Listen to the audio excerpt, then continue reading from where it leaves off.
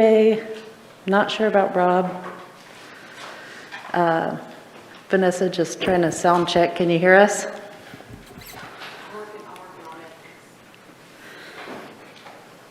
Okay.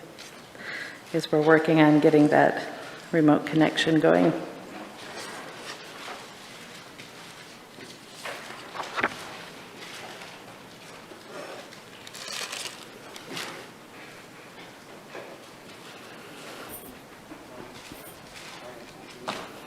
All right, first up on the agenda today is the Long Ridge, Washington Conservation District. Now you're presenting, Brad. That's me today. Thank you. Good morning, Mayor and Council. As we're starting this morning, this motion is one that you had. You might recognize it on your agenda. It was on, I believe, maybe a month and a half ago or so, and we were unable to get to it. So this is the dates on this are a little bit behind compared to where we normally would be because of that postponement at the last council workshop. But I'm going to go ahead and give you a few introductions here as far as the staff liaison to HBSC. Donna Rupp is the staff liaison, and I'm kind of representing her today. And then we have Ward Warren, the chair of HBSC today, who will wrap it up.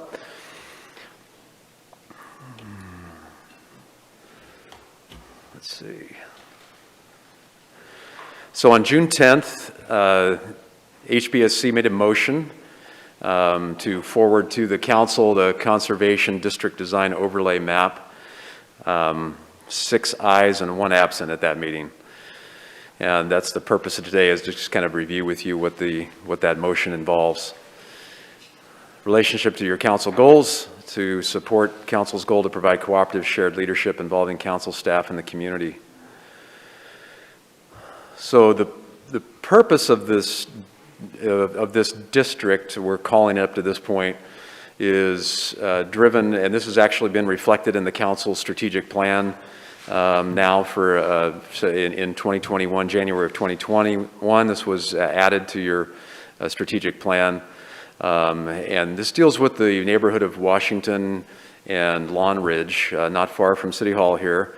And HBSC has discussed since kind of about late 2019, September of 2019, they started discussing this concept and have done a lot of work in thinking about how to move it forward to you. So the goal is to formalize council support for creation of this. So today, the motion is really intended to get the council's input on, do you support this in general?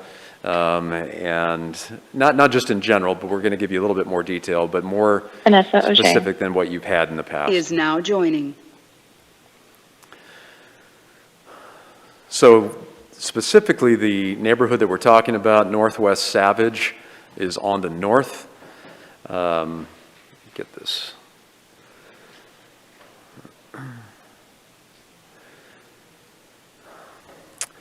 And then, as I mentioned, Northwest Washington Boulevard and Northwest Long Ridge Avenue are the two where the houses, and we are talking about just residential in this neighborhood. There is no non-residential with the exception of Park.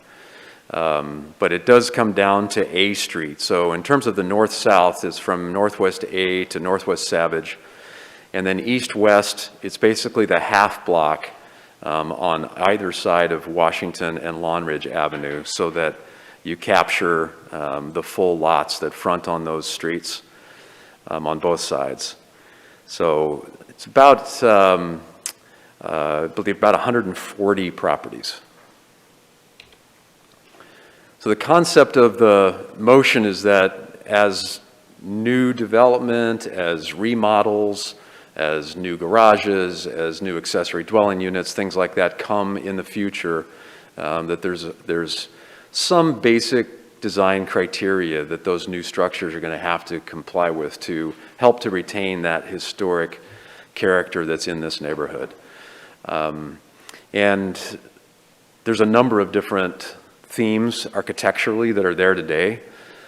So in order to honor what those existing themes are, HBAC looked at 8 different styles and themes in terms of architecture. And so these next couple of slides are just going to kind of highlight to you what they're currently thinking in terms of setting the styles. So American Colonial is on the top there, Art Deco, the Craftsman style, the mid-century modern, the Spanish modern revival, the Tudor style, Victorian, and then the 1940s bungalow. So those are the dominant architectural themes that are in amongst the residences there today. And so within each one of those, as new development would come through, they would have some distinctive features that that new development would need to comply with. So how would this get implemented? There's a couple of different approaches. The discretionary review, which is not being recommended by HBSC, but we did want the council to know that this was discussed by the commission, would require the creation of an actual historic district, not unlike the downtown historic district. That would allow for individual property reviews, and as I mentioned, HBAC did not really support that approach. So they are recommending an administrative review that would require the adoption of clear and objective design standards that are in the code. So if you're a property owner and you're going to be coming through, you are able to look up, okay, here's what's involved with a roof change, here's what's involved with siding change, here's what's involved with window change, and you know that ahead of time, and that's clear. So that would happen really at the staff level, just like today. An individual building permit would come through community development. We would pull up these standards, and then those would be reviewed against those. So the call to action is requesting council review and comments on this concept. And then if the council supports it, staff would work with HBSC to develop a more robust kind of ordinance that we would bring back to you. So at this point, I guess I'll turn it over to Chair Ward Warren, and he can kind of give more perspective. Thank you, Brad. Welcome, Mayor and Council. Thank you for getting me at the top of the agenda. I will not talk a lot today, and so you can move on with your agenda. Basically, this has been preliminarily approved by the council during your goal setting in both 2020 and 2021.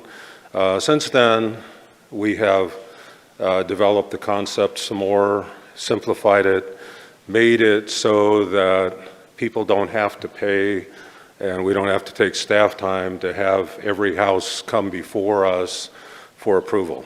And so basically, the thought was, I think back in about 2015 or so, we worked with the staff for a couple of years and came up with a set of guidelines so that we could do the same thing with the historic properties downtown, so that it would reduce the number of HBSC reviews, the cost to the applicants, would speed the process up. And that has worked very well.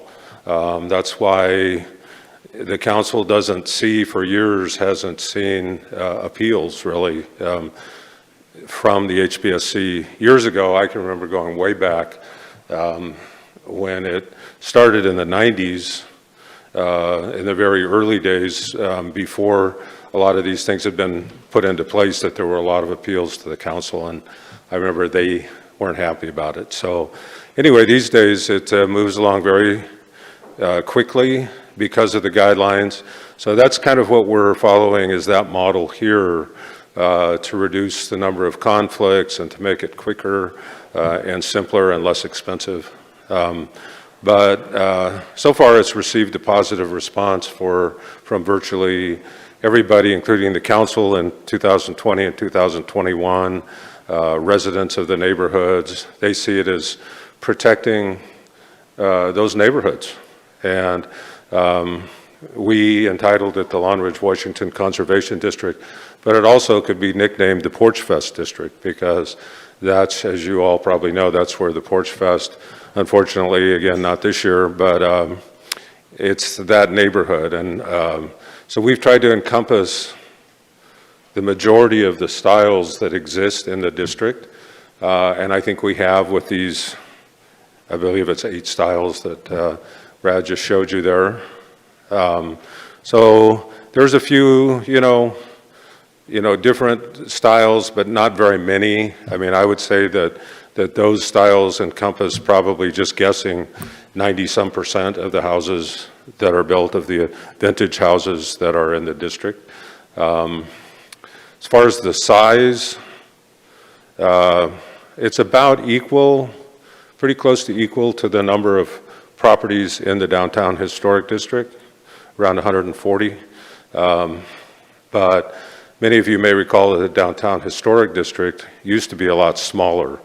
And the reason why initially, in order to get support, to see how it's going to function, to make sure it's a popular thing, that's why initially the districts are made smaller. If it's successful, which I believe it will be, and popular, then in the future it can be expanded because there are other areas in the city and other streets in the city that have an abundance of historic structures. So that's kind of the thought. We would basically, and this commission does a lot of the work along with staff. We work well with staff in terms of working on projects, and so the commission will be doing quite a bit of the research as well, and the idea is to reach out to maybe some other cities and some other publications and find good sets of drawings or photographs or both of each of those styles, and then have simplified, kind of like what the city is doing now for ADUs. So that if somebody wants to build an ADU, you go into planning and the staff has kind of a handout of, simple drawing or whatever of what the ADUs can and should look like, which has really simplified that process. Well, this will do kind of the same thing, that somebody can come in and if they want to, let's say a house burns down and somebody wants to rebuild on that property, or wants to do an extensive remodel of the exterior, or do an addition, or do ADUs, all of those things, then at that point, they would be able to look at a handout and see, pick from one of those 8 styles and have a simple kind of drawing. It doesn't have to be super detailed. They just need to, stay with the spirit of the character of those neighborhoods. And that's really what we're trying to do, is protect not only the property values, but the character of the neighborhoods. And as the city grows, it's one way to hold on to our uniqueness, is to protect those things in our community that are historic, that drew people here, have drawn people here for years and years, to keep some of that hometown atmosphere that we all love about Grants Pass. So that's really all I have to say at this point, and I would just be happy to answer any questions that you may have. Thanks, Ward. Council, do you have any questions about this? Valerie? Yes, thank you, Ward. And I appreciate all the time that you guys have taken to expand and look through the historical different types, because it is a very interesting and unique area, because it does have not one period, but several periods kind of put in there together. So I'm just clarifying that this is actually an overlay district. It's not a, Correct. quote, like a historic district that has all the regulations and the sorts of things coming down from the state, but this is actually an overlay district that basically we're saying, by making it administrative, it has you working with the people in their homes and the staff, as opposed to bringing everything before the council. Am I correct? Exactly. Okay. And then if there is a problem. I mean, I think with that many options, I don't really see that there should be many problems, but if there is a problem where someone says, you know, I saw this house down in Los Angeles, you know, and I just want to copy it, and, you know, yeah, it's pretty wild looking and it's going to stand out in the neighborhood, but I don't want to do any of those, you know, those 8 styles. And so in that situation, I believe, I don't know, Brad, but I would believe in that situation, it would probably come to the HPSC first and then would be appealable to the city council. Yeah, I would assume that it would be appealable as well. I did have one other question. Let's say one of the houses, and this happens, is there's just no way it can be restored or whatever, and they have to demolish it. So if in that case, would they be asked to build something that fits one of those? Is that how it works? And actually, I mean, our feeling at this point, because we have discussed that, is that they could emulate what the house was that was there prior, or if they don't want to do that, if they just want to select one of those other 8 and go with that, that's fine too. Okay. Because it still will, you know, stay within the character of the neighborhood. All right, thank you, Ward. Uh-huh. Kurt and then Rick. Excuse me. First, I'll just say I'm very strongly in support of this. But have any of the landowners in that district been surveyed on this possibility? Not formally, but I know a couple years ago when I first brought it to the idea up in the HBSC, the Courier picked up the story and ran a front page story, and they actually took the time to go out and talk to a number of residents on Long Ridge and Washington. And as I recall, all the comments were favorable about they would absolutely think it would be great for their neighborhood to, that's why they moved there. So it'll protect the character of the neighborhood as well as protect their property values as well. And especially with, you know, because eventually there will be a lot more ADUs. And so that's, you know, that's part of the reason to do this is to, you know, so the ADUs can continue and, but yet do it in such a way that there are guidelines, it's simple, it's quick, and it's, there's no review fee or whatever. Okay, I would expect that they would be in favor of it, but just want to know, we are talking about land use. Thanks. Yeah. Rick. Thank you, Ward. I'm in favor of this concept that we have here, and when I look at the motion up there, it said staff will draft a formal development code text amendment. Will the HBSC be directly involved with that amendment? In other words, are there suggestions you will have in there for what type of criteria will be involved so staff can, I don't want to say minimize their time, but not have to come up with language from scratch? They would already have an idea. So I have a hard time sometimes hearing when people are wearing masks. I think what you're asking me is, will the HBSC be involved in the planning? Yes. Okay, yes, absolutely. Like I said, we work well with staff, and it's really a team effort. So the commissioners do, you know, quite a bit of the research and already have with this situation. And then we ask for the staff's help, and, you know, they are very helpful to providing us things that we ask for, and so we come up with the best possible end result. Okay, thank you. Brian. Thank you, Ward. So you kind of alluded to it earlier, but ADUs in this district would be held to those same guidelines. If what? If someone wanted to build an ADU on one of these properties, they would be held to one of those, or the same guidelines. Yeah, that was part of the impetus for this, yeah.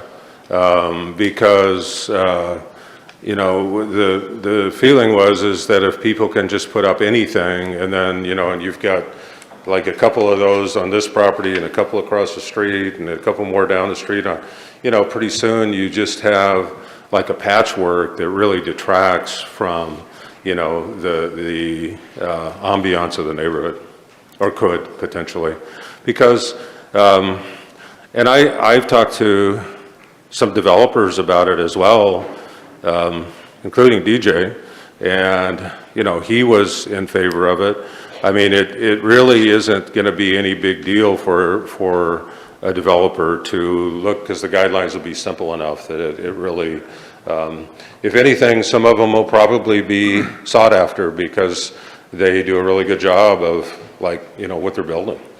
And, you know, there's some examples out there around town that I see where people have taken a historic building and then either added onto it or remodeled, or maybe part of it burned or something. And I have seen some where they've done just an excellent job on their own with no impetus, but this would, and the reason for not making it a historic district, although there are valid reasons to do that as well, but one thing is a historic district, it involves a lot more research, a lot more time, usually a consultant, and quite a bit more expense.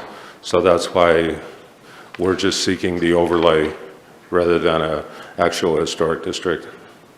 Okay, that's great. I am in support of this. I do have one potential recommendation for HBSC.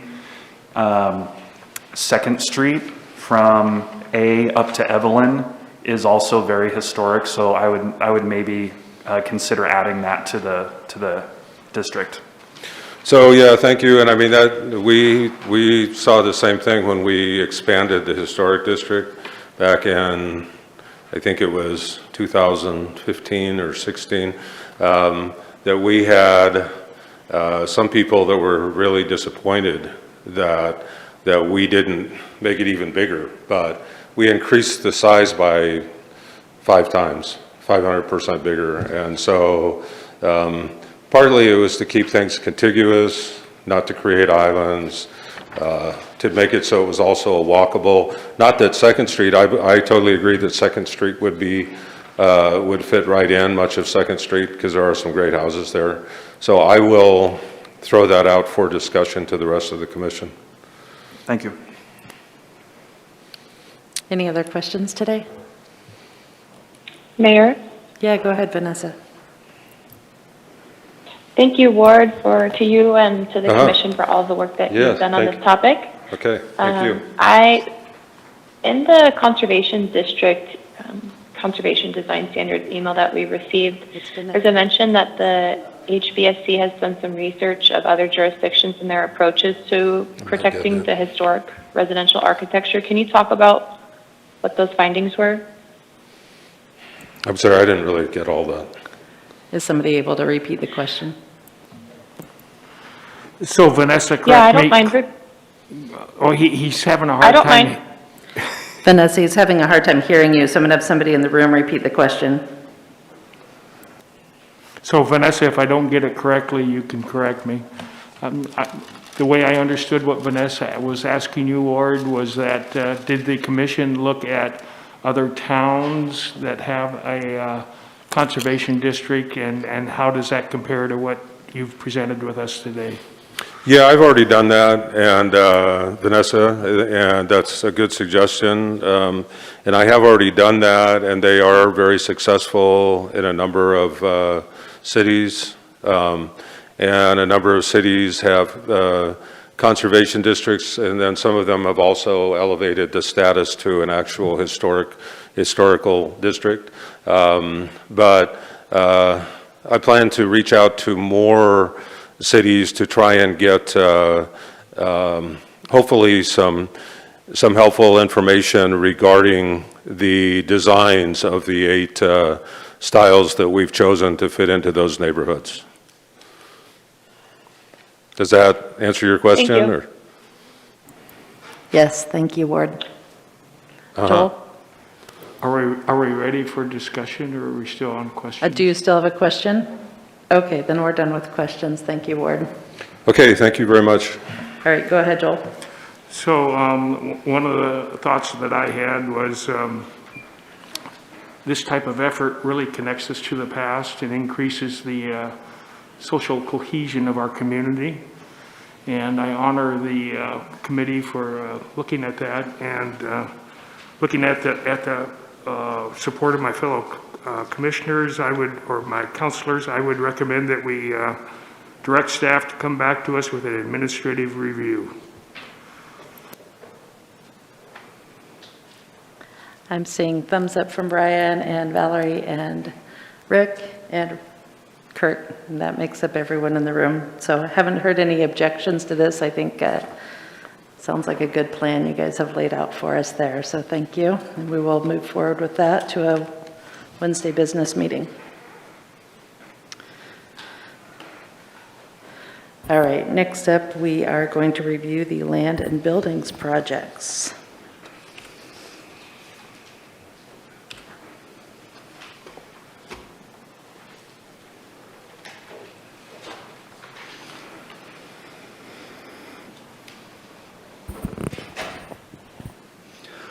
All right, good afternoon, Mayor, Council. Today's discussion is to talk about the lands and buildings. There were some specific LB projects that Council wanted to address, so we're going to be mentioning those today. So specifically the ones that were asked to bring back to you for discussion was the LB 6315 Beacon Hill Park Development, LB 6370 Dollar Mountain, LB 6398 Hillcrest Station refurbishment.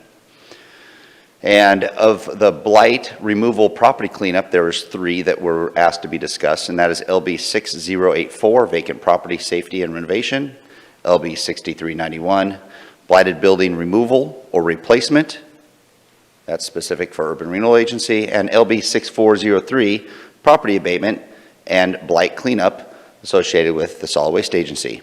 Finally, LB 8580 was the last one that Council asked to discuss for today. So we'll start with Beacon Hill property and this project, LB 6315. This project was to develop Beacon Hill Park into a new park. We've done some work with that. It's a city-owned piece of property I'm sure you're all familiar with. In fiscal year 21, we did some engineering survey work that was completed. And currently right now, this project is from a standpoint of large development quickly for the parks, it's sort of on hold until the county develops plans for sidewalks for safe access to the park from Northeast Hillcrest to Northeast Beacon. However, there is currently still work being done. We're in discussions with the Grants Pass Irrigation District to determine what we could do to partner as a program to maybe pipe that open irrigation ditch through that property to make it more safe for the residents and community to use. Along with, I think it's the Rotary that has been and is looking into and doing planting of trees along the I-5 portion of that property to provide a visual and sound barrier. So there's things that are being done while we're sort of waiting for the pedestrian access plan to sort of come into place. This project has been identified as a need in the Parks Rec and Master Plan. As Councilor Lovelace would say, it's a needed project along with, I'm sure, all of you, because it did go through strategic planning due to the lack of park resources in the northeast section of town. Continuing with Beacon Hill Park development, of course, the strategic goal out of strategic planning was maintain, operate, and expand our infrastructure to meet community needs. Objective 7, ensure park infrastructure needs are met. Future and ongoing costs, ongoing maintenance provided through parks maintenance as this develops. As we continue to utilize it as a park, when it gets to that point, we will need to have additional park maintenance services and resources associated with that. Currently right now, we do some maintenance, little maintenance, and that's for fire mitigation and other things like that to keep grass and weeds down. Estimated total project cost is approximately $600,000. So from a standpoint of cost and revenues, we've expended about $21,000 so far, and that was part of the study that was done and some other work that we've done up there. Resources, general fund policy and legislation, we have received and received $80,000, have a balance of $74,000. Lodging tax, a balance of $100,000. River Road Reserve, balance of $330,000. And then there's also bikeways revenues specifically with that can be used because we're talking about bike and ped trails at that park of $73,000 for a total resource balance currently right now at $578,682. And we've used $21,317. The next LB project is LB 6370 Dollar Mountain. Now, back in January 2019, council did purchase 446 acres known as Dollar Mountain. The land was purchased for the desire to ultimately expand infrastructure of bike and walkway paths, and also from an emergency preparedness perspective to help with fire prevention up there. So we've received a lot of resources since the purchase of Dollar Mountain. We received $438,000 for a wildland fuel reduction, which we've been utilizing, and it's been an effective tool up there. We did receive $20,000 for some consulting work from Travel Southern Oregon. We've also received $80,500 towards the Crescent parking lot construction, which is a valuable addition also. So, and we're moving towards the first phase of the trail system, which council approved a couple of months ago. This project will expand the recreational opportunities for hiking and biking enthusiasts and promote tourism. It'll help develop our trail system and forest stewardship plan. So again, this was a strategic plan item that went through as a 3-star item, I believe, and it's to ensure park infrastructure needs are met. There will be ongoing maintenance provided through the park's maintenance and volunteers. We've already had a number of volunteers that have been working on this also. Estimated total project cost is $2.75 million. Now to go to the breakdown of what some of that money looks like. The expenditures to date are $1.2 million. The largest portion of that expenditure is the equipment replacement loan of $1,050,000. That was the loan that was interfund loan that was taken. That was ultimately paid back by some sales of River Road Reserve dollars. So that is no longer there. There was zero balance. We have some miscellaneous grants, which we're projecting at and used at $20,000. Travel Oregon grant, $90,000. General fund policy and legislation, so again, that's general fund dollars, and we've received 157. We've used $45,700, so their balance is 110. River Road Reserve, we still have not utilized those dollars. That's at $485,000. And then lodging tax specific for these type of activities is got a balance of $306,000 for a total resource balance right now of $902,239.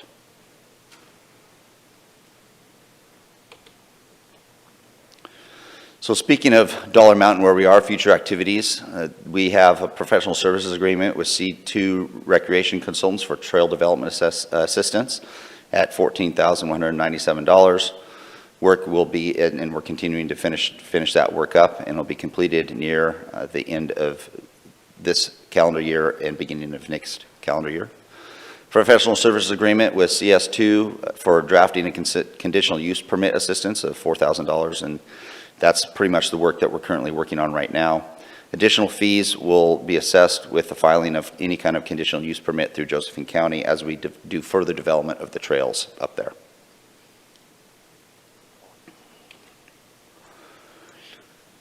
Another LB project to be highlighted today is LB 6398. That's the refurbished Hillcrest Public Safety Station. Hillcrest Public Safety Station was built back in 1970. It is our oldest of the 3 public safety stations, firehouses that we have. This facility does provide 24-hour service. It is operated and staffed every day. We've done a lot of work to date on this facility, but because of its age, there's still a lot more work to do. One of the important things we did is we did do some seismic retrofitting, so it is stable. It is one of those buildings that could be utilized in an emergency for Emergency Operations Center or something along those lines. So we technically have 2 great buildings for that, the new public safety station and this one up here, and some others that we can potentially utilize.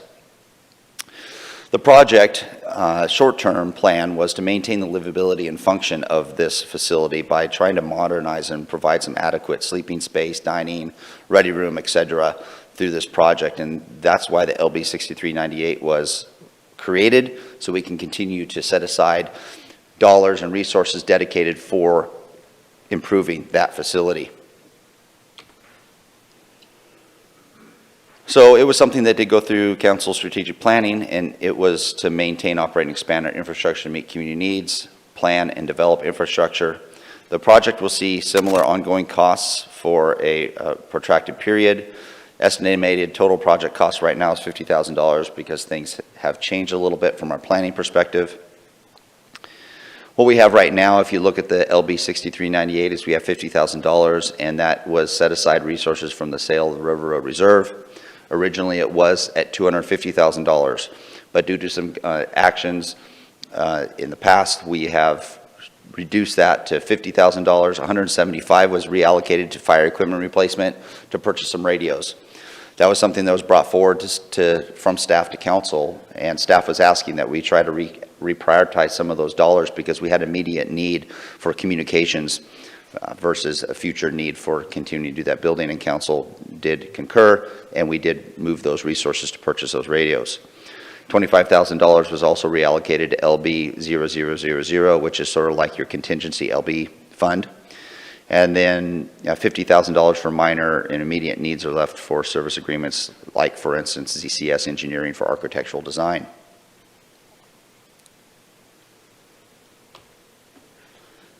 Now, I know this was brought up, the blight removal and property cleanup. There's 3 LBs, and council had a question, why do we have 3 different LBs for blight and cleanup? And so I'm going to try to highlight the reasons for why we have 3 different LBs on this. They're all separate, and they're separated as such because of the restrictive revenue streams associated with those, so we want to try to account for those individually, not as a group. The first one is LB 6084, Vacant Property, Safety, and Renovation. This fund is funded by the General Fund Discretionary Resources. There's no location restrictions because it is general fund. So wherever we might have a property blight issue, those dollars could be used because they're general fund dollars. LB 6391, Blighted Building Removal Replacement, that's funded with Urban Renewal Agency dollars. So we want to make sure we're not mixing up those Urban Renewal Agency dollars because it's a separate entity in essence. You serve as the Urban Renewal Agency board, and you have to do so in a separate business meeting. Well, as such, we want to make sure we are separating those expenditures for you so we can better track that throughout the year. LB 6403, Property Abatement and Blight Cleanup. This LB project is specific to funds that we receive from the Solid Waste Agency, which is a separate agency, although we do staff it and house it here. It is a county-wide type of agency, and it's used by code enforcement to clean up trash in other areas. I do believe we even had a Solid Waste Agency grant for the water treatment plant property. Is that correct, Jason? So that's and so we try to keep those funds separate also.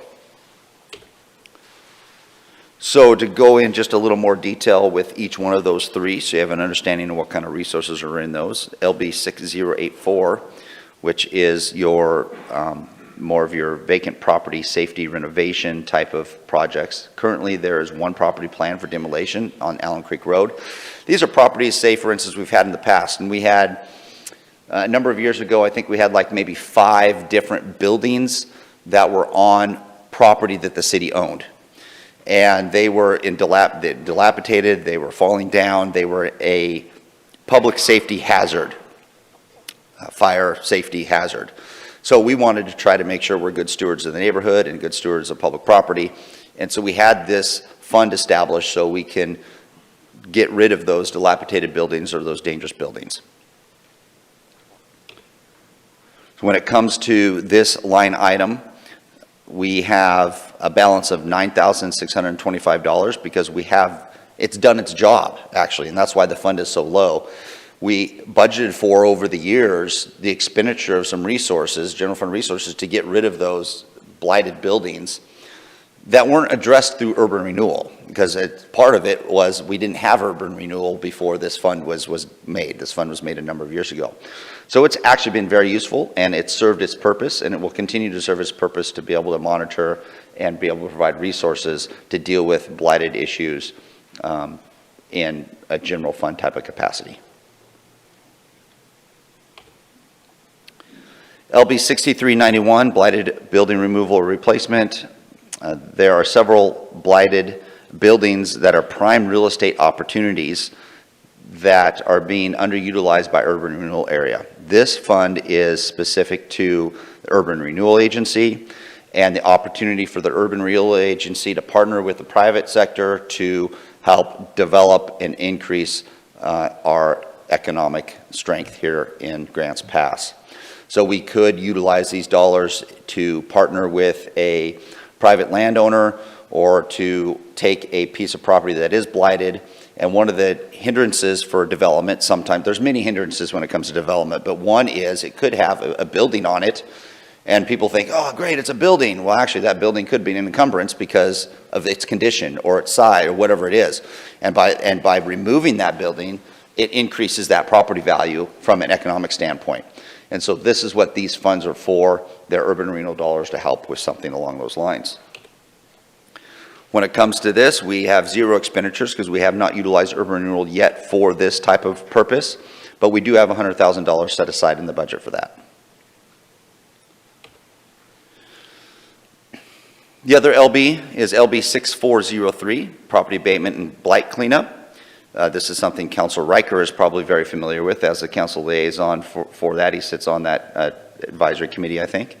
And they utilize solid waste agency dollars to clean up blighted properties within the city and ultimately outside the city, but the funds that are allocated here in ours is for within the city limits. We continue to experience blighted properties, abandoned transient camps or community issues, whatever it is, and the solid waste agency can help the city in cleanup efforts when it comes to blighted properties that have trash around them. So this is yearly funding dedications by the solid waste agency, and we estimate about $45,000 annually in the budget, which will allow us an opportunity to do some cleanups on properties within our community. Currently, right now, of the $45,000 that we estimated to receive and use, we've used $6,308 of that.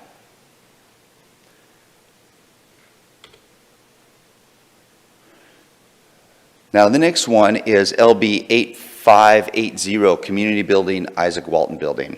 The Isaac Walton Community Building was demolished due to structural problems, and money was set aside to develop another facility that can serve a similar purpose. So we sort of set aside a new LB project. This was years ago. This LB 8580 was established. So the Isaac Walton Building was a building that during its time provided an opportunity for community events, weddings, dances, whatever it may be, different groups, group meetings, etc.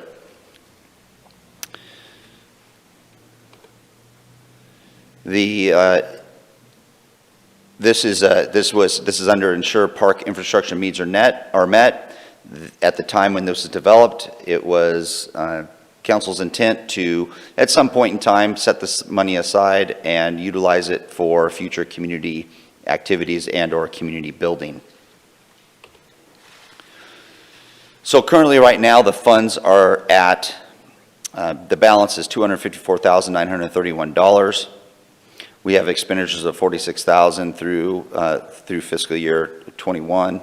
We've used that through the trust. The way it's set up is we have a general fund policy and legislation, which has $11,000. The trust, which was the sale of the property, basically was $150,000, and then we have interest of $139,000. So in essence, we have around $300,000 for that. There was a question with regards to the use of those funds, and if the trust truly is a trust, and are they a specific source that has to be spent on a specific item. So we did some research on that. I believe we did a council memo maybe 2 or 3 months ago, but this is just highlighting some information that was in the council memo to you to provide some clarity with regards to the funding and the LB 8580. We did have some original concern that the $139,000 of interest may be interest earned on the $150,000 for multiple decades, because this has been going on for a long time. If that were the case, the total $289,000 would basically have the same trust restriction, meaning it would, if it was something was donated to the city in trust for a specific purpose, the city would have to use it for that specific purpose. So there was a memo back in 6/30/2021, and it did do some research that the sale of the old community center of 4th and L brought in $150,000.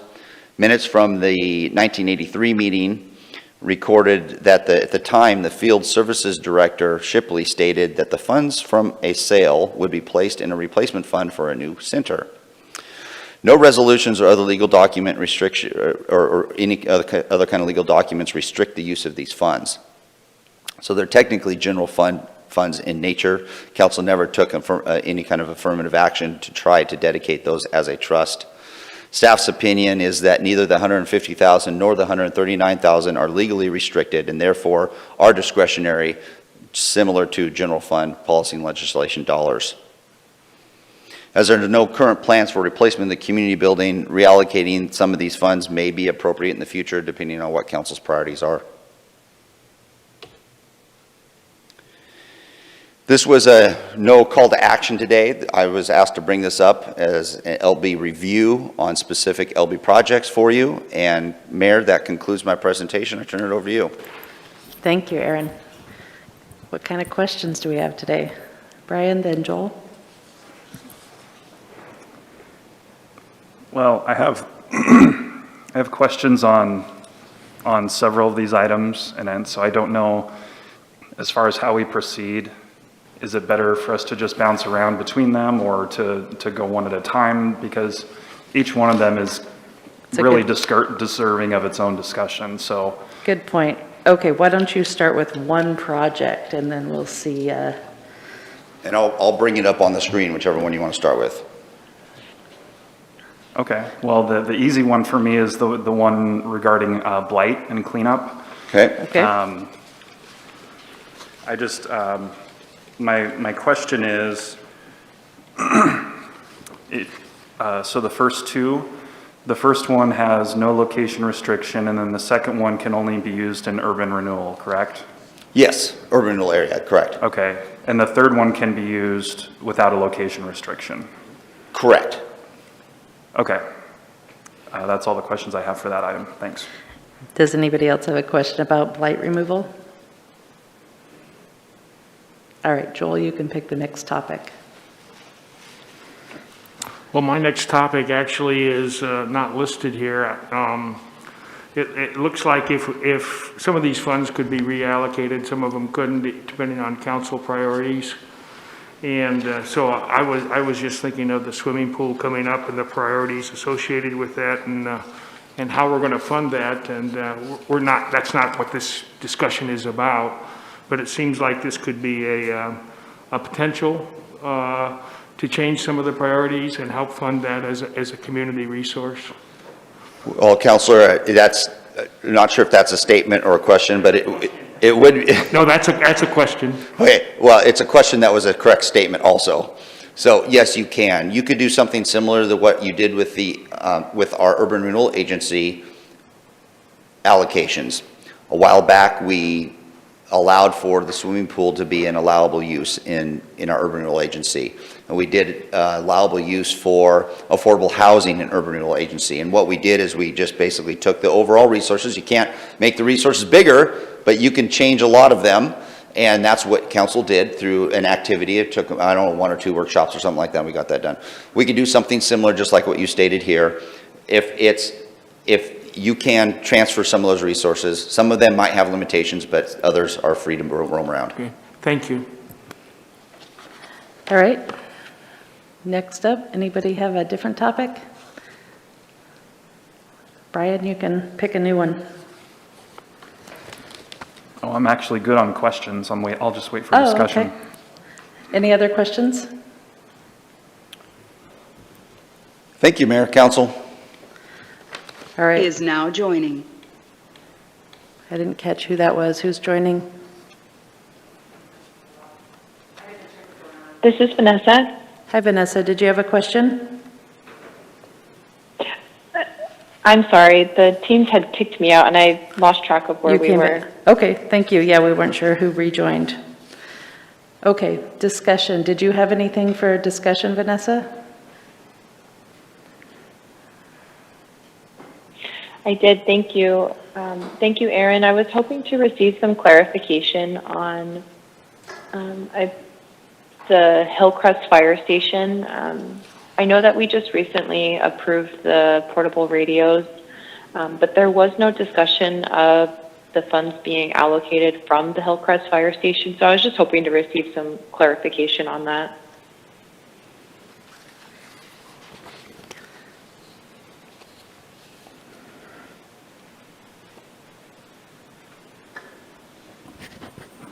So, yeah, I'll have the chief come up and talk to you about the allocation of those resources with regards to when we talked to council about the radios and the use of resources.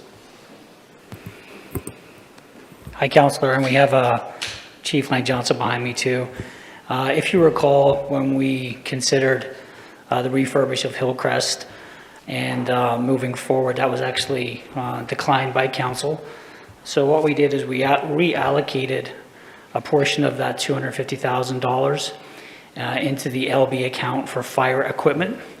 And that's what we used recently to purchase the new Motorola radios that were so necessary and essential to move forward. The additional monies that are left, I think it's $50,000 off the top of my head, that was left in there so we could move forward with basic self-help projects until we can figure out what to do with Hillcrest Station in general, because it will be a massive multi-million-dollar project. Does that help? It does, thank you, Chief. And this question is for Aaron. I do see that $25,000 was reallocated to the LB 000, and I was hoping to receive some clarification on that move as well, the reasoning for that. It's also the Hillcrest Fire Station, so it's on slide 12. It indicates $25,000 was reallocated to LB 000. Oh, the 000, like I mentioned, is a sort of like a contingency for your LB projects. The last time I remember that discussion, I might have to pull that up to look. We were wanting council was wanting some additional, after talking with council, some additional flexibility for the $25,000 to go into the quadruple zero. And I'm not sure what that flexibility was for. I forget which piece it was for, but I remember Adam talking about adding that flexibility. The chief is walking up. He might be able to spur my memory. And just with the $25,000, we just wanted to be responsive with the amount of money that's moving around different accounts in the city. So we recognize that Hillcrest is not going to be a Taj Mahal anytime soon, and that $50,000 for self-help project we felt was enough. And I shared that conversation with Lang and with the city manager, and we felt that that $25,000 could go elsewhere, which is where it's placed into the 000 account for future possibilities and city manager and council discretion. Thank you. All right, Rick, do you have a question? Yes, Aaron, I have some additional questions on the Hillcrest Fire Station.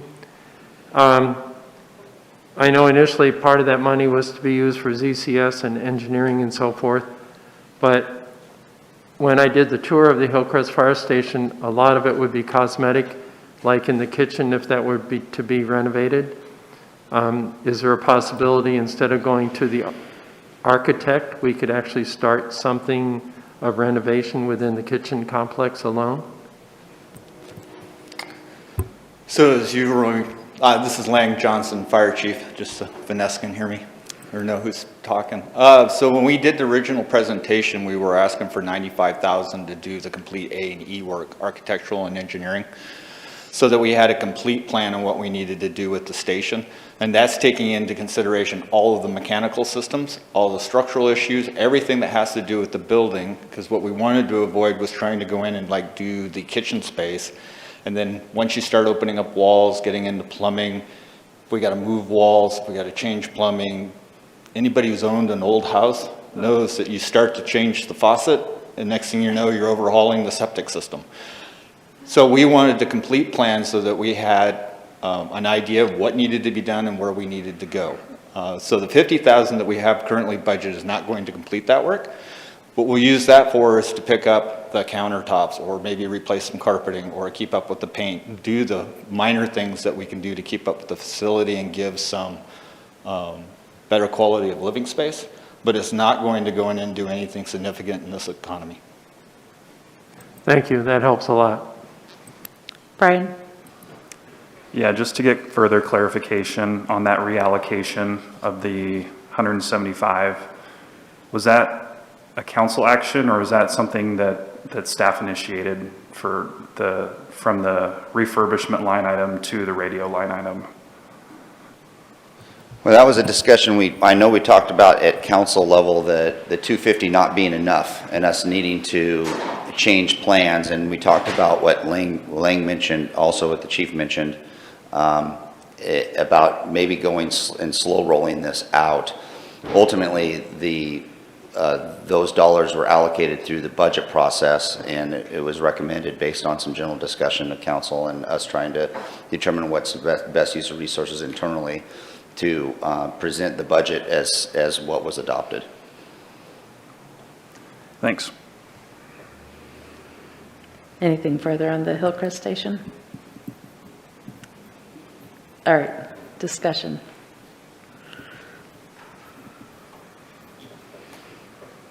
Brian? Discussion on Hillcrest? Anything? Did you? Well, the Hillcrest discussion is going to be a larger discussion, I think. So, I mean, we don't have to do anything with the LB projects today. It was just a review. So yeah, I guess just if there is something that you want to come out of this, this would be a good time to talk about it. But if you just want to sit on it, we can bring it up at a further time too. okay. Well, in that case, I will bring up, Dollar Mountain, and I'll bring up Beacon Hill, and then I'll also bring up the Isaac Walton building. Those are all parks projects, and those line items have a lot of money sitting there, not being utilized. And I know there's been some discussions up here with council and on Parks Committee and just in the community that we're having a little bit of difficulty keeping up with the parks that we have right now. Our park staff is stretched extraordinarily thin, as we all know. So to have all these funds allocated to develop 2 new parks when we can hardly keep up with the parks we have doesn't seem wise to me at this point. And I know that Dollar Mountain and Beacon Hill are projects that are, they're not going to get done next month. I know these are longer term things.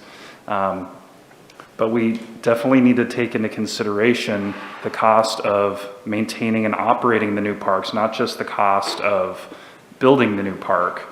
And where's the money going to come from to maintain and do repairs at these new facilities when we're hardly having we're hardly able to keep up with what we have now. So all that said, I would be in favor of reallocating some of this money to enhance some of our existing parks that we already have.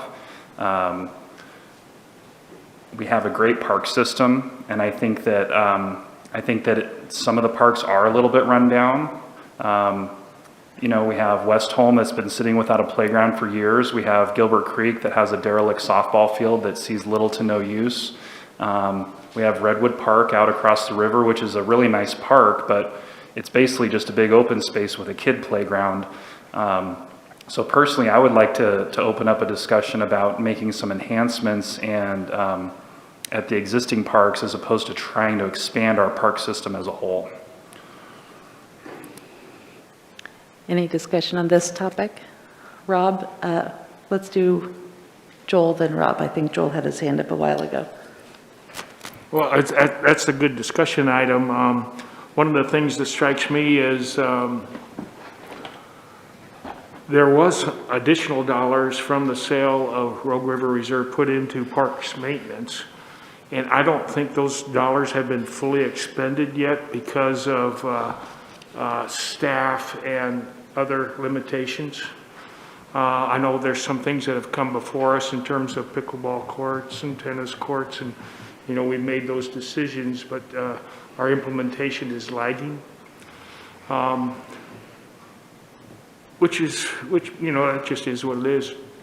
The other thing that strikes me is I'm not sure you know, we do need to make some reallocations. I'm not sure we need to do it today. And I would delay that discussion in terms of directing staff to make those allocations till we have some topics come up like the fire station or the swimming pool, or maybe some specific maintenance item that hasn't been funded. And then realize that we could make that allocation at that time if we have a higher priority for the use of those monies. And so like today, I would, in my mind, and it doesn't have to be in everybody else's mind, I think that the caveman pool is a higher priority than some of these dollars.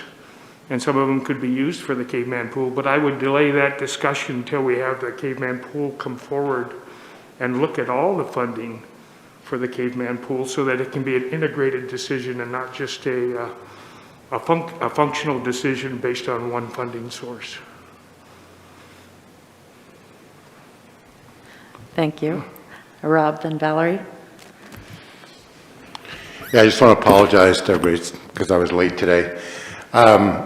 Generally, I definitely agree with what Brian just said. I'd like to add something to it, though, a couple things to it. One, that Brian talks about the concern for maintenance and upgrading our existing parks, and I would definitely agree with all that. The other thing I'd like to add, too, is that, you know, I had discussion over the weekend with people who live up near Dollar Mountain.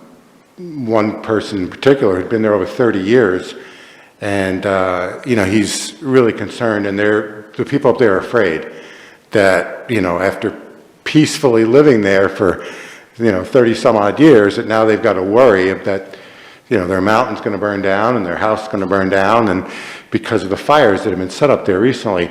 And I know that part of how Dollar Mountain was sold, we'll say, to the council and to the public, was the fact that we were going to make that whole area more safe regarding fires. We're going to clear out the whole mountainside, and it was going to be more safe. So, you know, kind of the opposite has happened. And which brings me to my main concern is that we heard the chief say at our last meeting that it was going to be about 18 months until he felt the potential for being fully staffed was even going to be there as far as public safety goes. And my concern is when we will say annex an area. Vanessa O'Shea. Pardon me? Is now exiting. Okay. When we annex an area and we get more tax dollars by annexing an area, we have more money to pay for public safety. When we improve an area that's within our city limits already, then we don't get any more tax dollars to improve that area. So we're not getting any more funds for public safety for a Northeast Park or Dollar Mountain or anything like that. So I'm really concerned that not just from a maintenance perspective, but from a public safety perspective, we don't have enough money to cover our existing parks. So that's a big concern for me. The other thing a couple things I'd just like to say briefly, because I do agree that I think that this discussion is bigger than we're going to get to today. But I mean, I walk past Long Ridge Park a minimum of once a day, and I have to say that I really love that park, and I love having it, you know, basically across the street from me. I really appreciate it. And even when I walk by in the morning and it's empty, I just, you know, I picture and I imagine what I saw the night before, which is generally kids playing, and even though it's not a full-size basketball court, you know, the tournament that was there this summer was great. And so I really appreciate having a park there, and I really could see possibly why, you know, reasons that people in the Northeast might want a park. But I really feel that, as Brian does, I wonder about parks maintenance, but I do really wonder about basically responsibly, the Council on Public Safety responsibly being able to take care of anything new that we do. So I really have questions about whether or not we should be expanding our park system before we know that we can, not just from a tree and shrub and mowing the lawn perspective, can we responsibly maintain our existing parks, but from a public safety perspective and from taking care of the public's perspective in the surrounding area, can we maintain our existing parks? So I have questions about whether or not we should be expanding, and I also have questions about whether or not, just from a safety perspective, we can responsibly handle, for the public, from a safety perspective, can we responsibly handle what we've already got? So I'm in favor definitely of putting off the discussion for that basis and other reasons, but also, as Joel said, we've also got way other bigger things to consider. So I'd like to put it off, and I'd like to think about the public safety perspective and get more from the chief as to when he thinks, whether it's 18 months or 24 months, can we responsibly take care of what we've got? Thank you. Valerie? I agree this is a discussion that is much bigger than something that we can answer to today.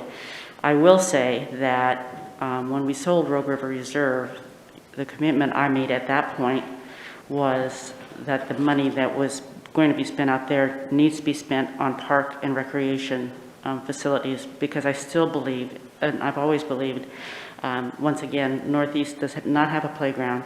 Northeast does not have a court.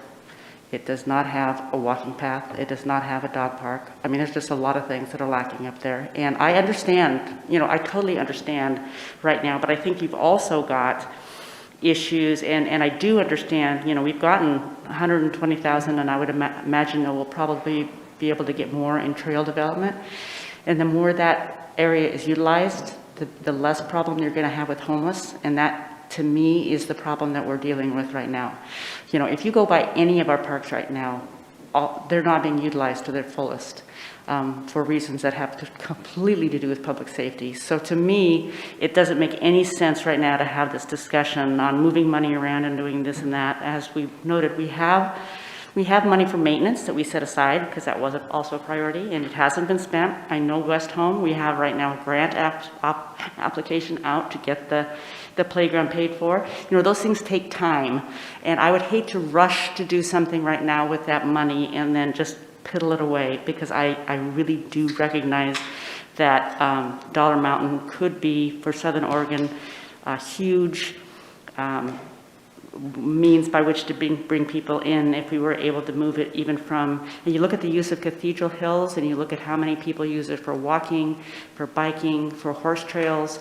I just see that that can be just a huge factor in our future. So I don't want to do anything today, but I really think the key is to get public safety and get our parks back under control before we move forward. And I can't see Dollar Mountain. I know that we are planning on working on the trails, which that will be huge. I will say, and I do understand the people and worried about fire, but I know there were homeless camps before we bought that park, and at least now I feel that we have a little bit more tools by which we can responsibly be on that. Because under private ownership, I'm not sure it would have been that much easier, but I want to get on top of that, and I know that what that takes is a commitment and getting the training for our public safety, and that, once again, is going to take time. Am I correct in saying that the academy was shut down for a while because of COVID, and that kind of put out even training some of the people we have? Yeah, and it's a good opportunity to clarify what Councilor Appel said, and I did mention the other day an 18-month delay, in my opinion, and it has a lot of other factors involved. We have officers applying to other states, and they'll get picked up because they're outstanding police officers. We have retirements to plan for, and then by the time we go through a hiring process and put somebody through a background, and then by the time we put them through field training, they don't necessarily always pass. So I sometimes feel we'll never be fully staffed. So if we could at least get to a 90 percentile, I would feel fairly good.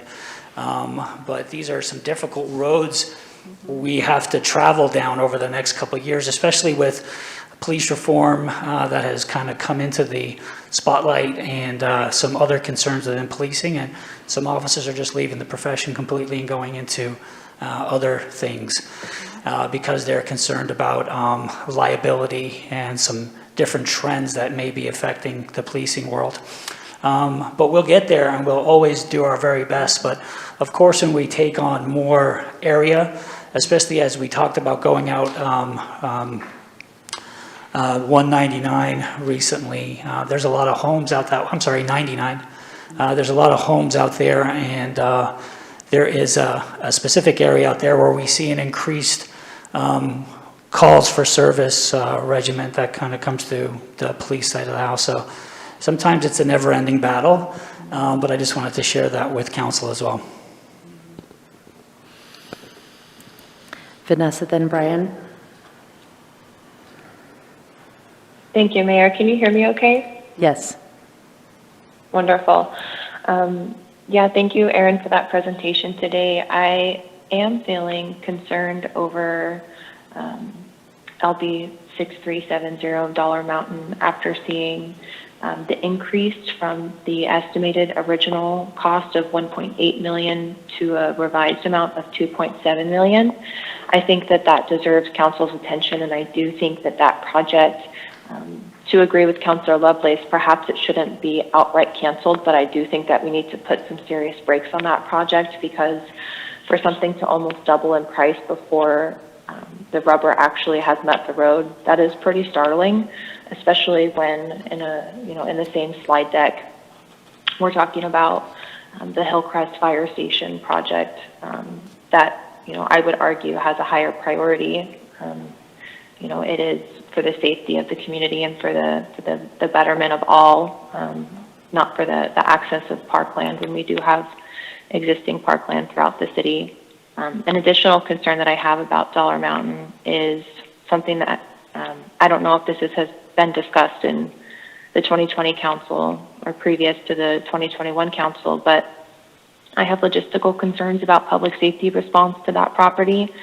If someone is, if that is the jurisdiction of the Department of Public Safety, and if somebody has an accident, 3 miles inland, I'm concerned that, we don't have the recreational vehicles or the necessary equipment to meet the wonderful response times that we currently have, to ensure that that person receives the care that they would if they had an accident elsewhere in the city. So I would be in support of potentially revisiting these again in the future and looking at reallocating some of the funds so that we can prioritize what is best for the community, which I do believe is focusing on the Hillcrest Fire Station rather than adding additional parkland to the community. Thank you. Thank you. It looks like Chief Hensman wanted to respond. Go ahead. Thank you, Mayor. Just wanted to give a quick clarification on jurisdictional boundaries within the Dollar Mountain region. The police department and the fire department alike have very limited jurisdiction there. From a fire perspective, ODF has the majority of jurisdiction along with the county. So for example, if there's a police matter that is past the parking lot, essentially past that entryway, that would be a county matter. And if it were a fire there, that would be an ODF matter that we would support. So we would not be patrolling and or purchasing vehicles to traverse into that area.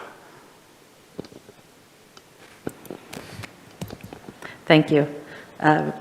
Brian and then Rick. Well, I'm learning some stuff, so that's good. Didn't realize Dollar Mountain would be the jurisdiction of the Sheriff's Department. That's something we need to keep in mind. And I think council needs to maybe adjust its expectation of what Dollar Mountain is. It's not going to be this huge mecca that's going to bring in thousands and thousands and transform our economy into some sort of tourist economy. It's going to be similar to, thank you, Cathedral Hills. It's going to be used mostly by local people, maybe a few people from out of town here or there, but But I think there was a big push last year by tourism agencies and by individuals to make it sound like Dollar Mountain is going to be this big, pot of gold for us as far as bringing all kinds of people in. And I just don't see that being the case. So, I'm not trying to scuttle Dollar Mountain as a project. I just want us to temper our expectations of what that project actually is. I'm actually excited to see it move forward because it's in my part of town, so I'll be happy to utilize it. But I don't want us to move forward with it thinking that it's going to be some huge economic boon for our community, because it's not going to be that. And then as far as Beacon Hill Park is concerned, I don't know how many people are going to be super excited about going to a park that's right by the freeway. So I personally would be hesitant to dump hundreds and hundreds of thousands of dollars into it.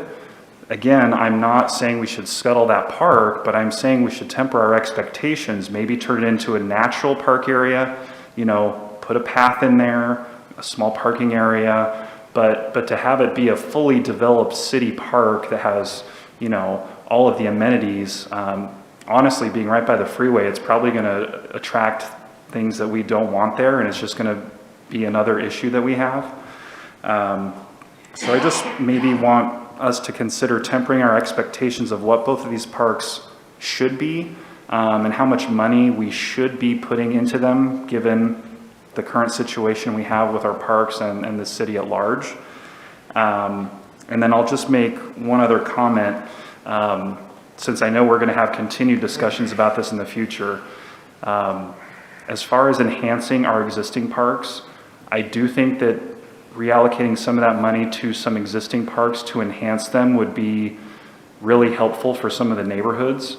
I would be in favor of looking into the possibility of putting a pump track out at the Redwood Park.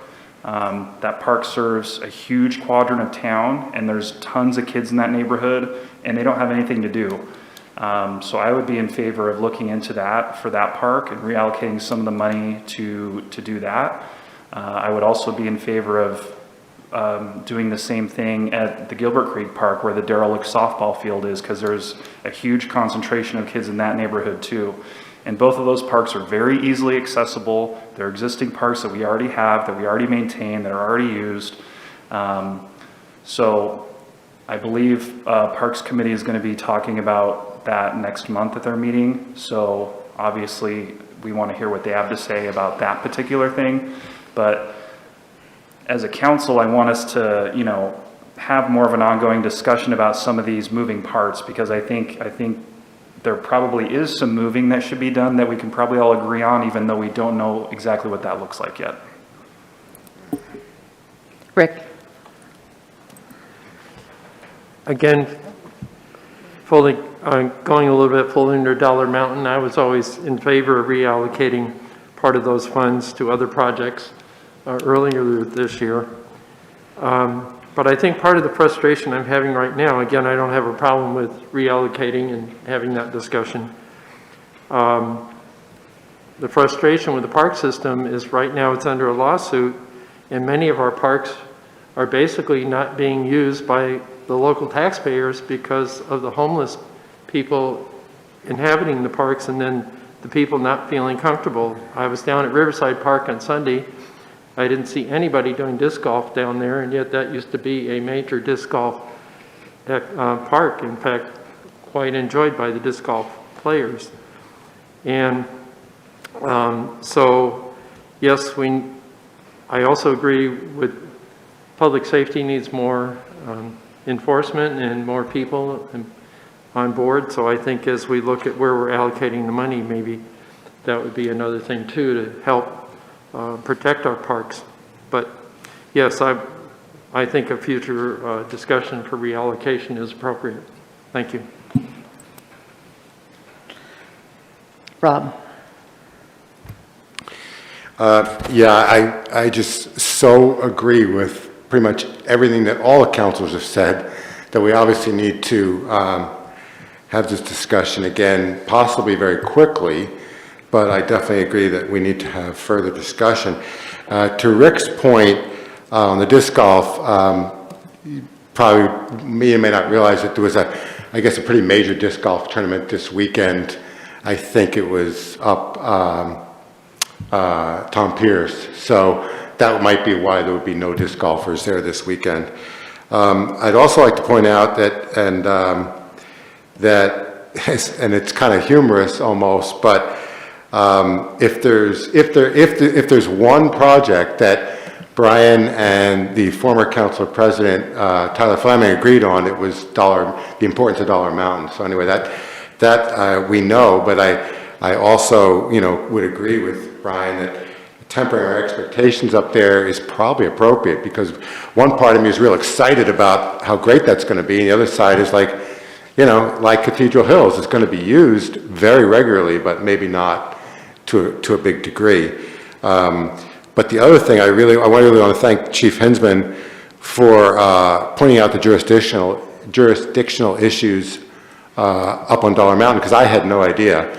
Now, maybe others on the council knew that, and I'm sorry that I didn't know, but I had no idea that we're going to be potentially, if we had a 911 call up there that we could be potentially waiting for ODF, or we could potentially be waiting for the sheriff. And I'm no disrespect to the sheriff, but we do know that it's well known that when the sheriff gets a call, sometimes it could be a day before they respond. So that really concerns me, and we really need to understand that whole deal much more carefully before we think about Dollar Mountain. And again, I'm sorry to the other councilors if you guys knew that, but I didn't know that. So very, very concerned with that, especially since the people within Grants Pass are being affected by that. In other words, the people who vote for us and our taxpayers are really, so that's a really big issue, huge. And thanks for the chief for bringing that up, because I didn't know. And I do agree with Valerie that it's a big section of the town that is not served by a park up in the northeast. So we've got to have a much bigger discussion.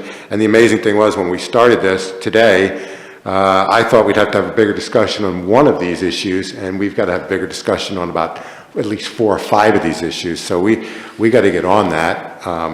Anyway, thank you. Chief, go ahead. And I just wanted to clarify one thing. It's the difference between police response jurisdiction and fire. Lang and I were just talking about this. The fire response is more geographical. So our fire rescue would be up there to help out, but the overall jurisdictional authority would be ODF. From a policing standpoint, the jurisdiction would fall upon the sheriff's department for the majority of that area. We would only respond from a police and criminal aspect if requested for assistance. Does that make sense? It does to me. Just add a little more clarification to the fire side. So ODF has the jurisdiction for fire response into that area. We do mutual aid with them, or automatic aid response. So our units will be going up there, but we don't have the primary responsibility for it. And then from a medical standpoint, AMR has the responsibility, and then technically Rural Metro does. So we will assist them, but we're not going to set up to be the primary responders into the area.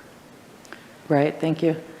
Valerie? My question comes back to the ODF is also where the grant money came from for the wildfire system, am I correct? Is that who's working on the setting up the piles and the burns and that sort of thing? That is with ODF. So that $400 and some thousand grant, if I'm not mistaken, is through ODF. Is that correct?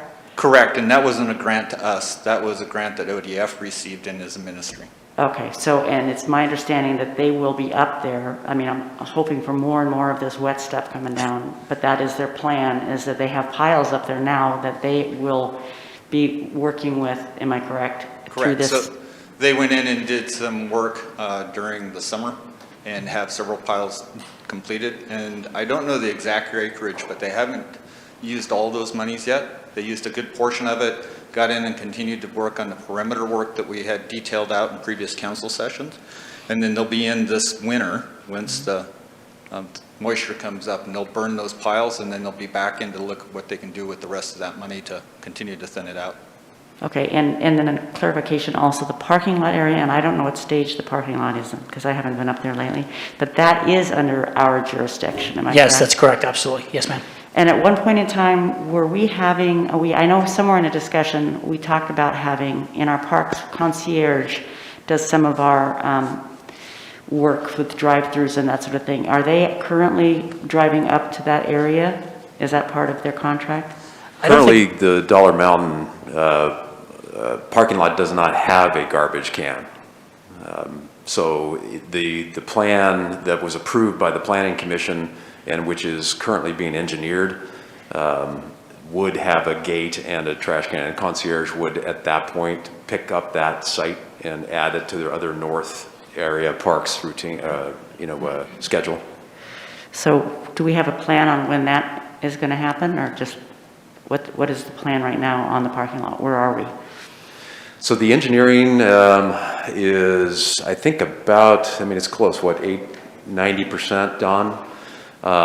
We do have most of we have 2 agreements with Bureau of Land Management that we're working on. One of them is wrapped up. The other one is more of a license, and we are still waiting to kind of finish that up. I just got an email that should just be a week or 2. So at this point, we're anticipating that to proceed in the early spring.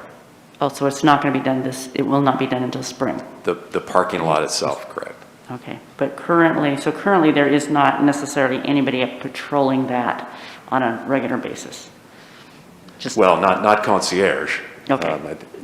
You're correct, Counselor. There's not. We try to get up there with our discretionary time, and it's difficult, I will say that. And just to give you a sense of how busy we are with the limited resources, I just pulled up an email from our CRT, our community response team, who posted 17 campsites at Riverside today, 8 Tussing, 5 at Depot Park. And that's just after a weekend. So there's a lot of time that needs to be spent in a lot of the parks within our jurisdiction. And we're just trying our best to get to all of them. Okay. Thank you. Thank you. It sounds like we need to get that campground going ASAP. We're having a really good discussion about parks, but I'm wondering if we can maybe move on.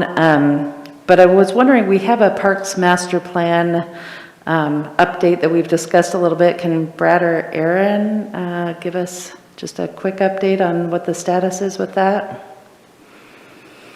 Well, I know that Joel, as the council liaison, maybe even has more recent. The Parks Advisory Committee has not had that on their agenda for several months, mainly because the Cape Man Pool has been the priority there. But I do think that warrants a lot more discussion in terms of what exactly is the expectation about what a Parks Master Plan update would entail, because we can look at that from 2 very different lenses. If we're talking about a substantial change, that's typically going to involve, getting a third-party consultant. If we're talking about more tweaking and updating to reflect our current system and, adjusting for things like River Road Reserve no longer being, currently that master plan refers to that area, things like that, we can do that internally, and that's much more manageable. So I think that just needs a lot more discussion. Did you have anything to add, Joel? Well, Brad, as usual, is correct in his assessment. It was on the agenda, and then we focused, the committee focused on the pool to not fast track it, but to get it to completion. And now they're going to go back and they're going to focus on the master plan. And the first initial effort will be to see what changes can be made, if any, or what changes need to be made, if any. And then if there was something major that came up that would require a consultant, that would be identified, and then that would come before the council for consideration. And so their recommendation on the pool, I think, is already coming forward. And so then what they're going to do is focus on the master plan. Okay. It just sounds like what we're talking about here today is a pretty substantial reshuffling of priorities with regards to the parks and how to fund them. So rather than, hit these in a, smattering of ways, it might be best to come at it from a focused strategic review. Rick? So I just want to put a perspective out there that Vanessa and Brian are focusing on. And I think the key word there is the master plan. When you look at Dollar Mountain and whether it's $2 million or $5 million, that's a master plan figure. It's not what our pocketbook is going to be per se, because if we've already observed the activity that's occurred at Dollar Mountain, just by the fact we have a master plan and we show the direction we want to go, we can go for grants, and we have received quite a bit of money. And that's why I don't want to see Dollar Mountain closed down, that is, as far as keeping it on the master plan and going forward with it, because we do have the opportunity for a lot of grants. And of course, in all of our parks, in fact, the entire city, if anytime we have an opportunity for a grant, that's a real advantage, because we then stretch our dollars. So what I'm saying, don't be scared from a high dollar amount, especially if you can get somebody else to pick up the tab. Thank you. Joel? And it's not on the or, and if it's within the scope that our public safety can handle it appropriately. Brian? Yeah, I just have a couple more things to say. I don't know how this is going to move forward in the future. I guess we can figure that out at a later time, or they can come up individually, organically, as time dictates. But I just wanted to mention on the community building, the Isaac Walton building. Last year, Parks Committee did take up the prospect of having a community building or building something like that, and there was not enough traction on the committee to do that. So just so council knows, that happened last year, and then in this presentation it says other facilities have been meeting the community's demand for indoor space, and the project has been postponed indefinitely. So those two data points show me that there's not a huge need for that, at least at this time. So I would think that in the future, you know, I mean, we could even do it now, but yeah, at a future date, maybe, you know, close out that line item and put that into the 00 as a holding. So that's one thing I wanted to say. The other thing I wanted to say is I have a little bit of a question about how some of the lodging tax funds are being allocated on some of these projects. For Dollar Mountain and for Beacon Hill, you know, I can see there being a line of reasoning where you could get there. But on slide 21, it says lodging tax funds were transferred to LB 6377 for West Home Park. And I personally don't see any sort of correlation between lodging tax funds and West Home Park, because that's a neighborhood park that is not going to draw a single person for any kind of tourism purposes. So I don't totally know that that is a legitimate transfer into that line item. So I don't know if somebody wants to address that, or if council wants to discuss it, or. So I believe that portion, as you know, we've got 3 different lodging tax methodologies in essence. And I believe that there is a portion of our original 9% that provides for additional flexibility versus the other additions that we've done that are very specific to it must be a travel tourism facility. So our original 9% does provide some flexibility for additional parks infrastructure, and that's where that money came from. So this is under the, I forget the name of it, but like a parks development line item or something? Yes, there's a chunk of it that can be for the purchase or development of parks. Oh, okay. Purchase of land. So well, then I guess I was misunderstood on that.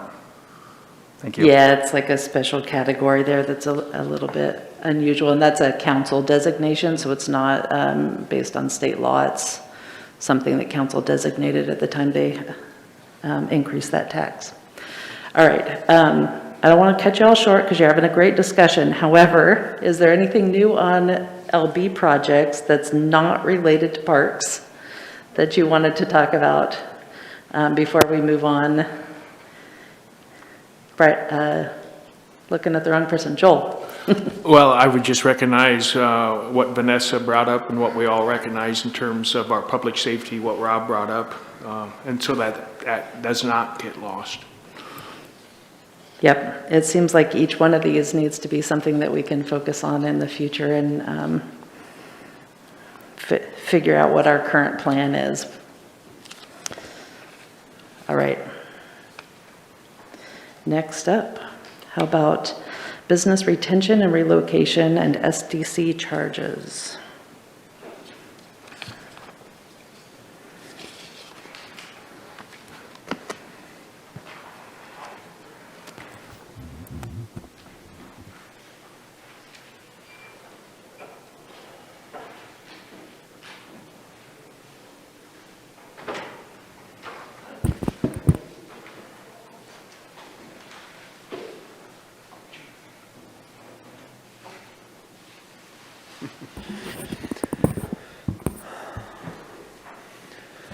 All right, Mayor and Council, this is discussion number 2 on this topic, and if I was betting today, I would guess we would have discussion number 3 as well. There's lots of discussion potential about how the city can utilize our funding resources for grants in different ways. It's a good, I think, a really healthy discussion personally to have in terms of, thinking of alternative ways to leverage some of this somewhat limited funding. The purpose today was just to kind of address specifically 3 topics that the council asked for follow-up on at your last discussion. So that's the goal here, and it relates to your council goal by providing the cooperative shared leadership involving council staff and the community. So as I mentioned, we talked about this in August, and the 2 red bullets there, I think, are the ones that at least I interpreted that you wanted to kind of focus on, because the building facade, LB 6381, and the light, the storefront, I didn't hear a lot of conversation at the last workshop about either concerns or sort of redirecting. They're much smaller grants.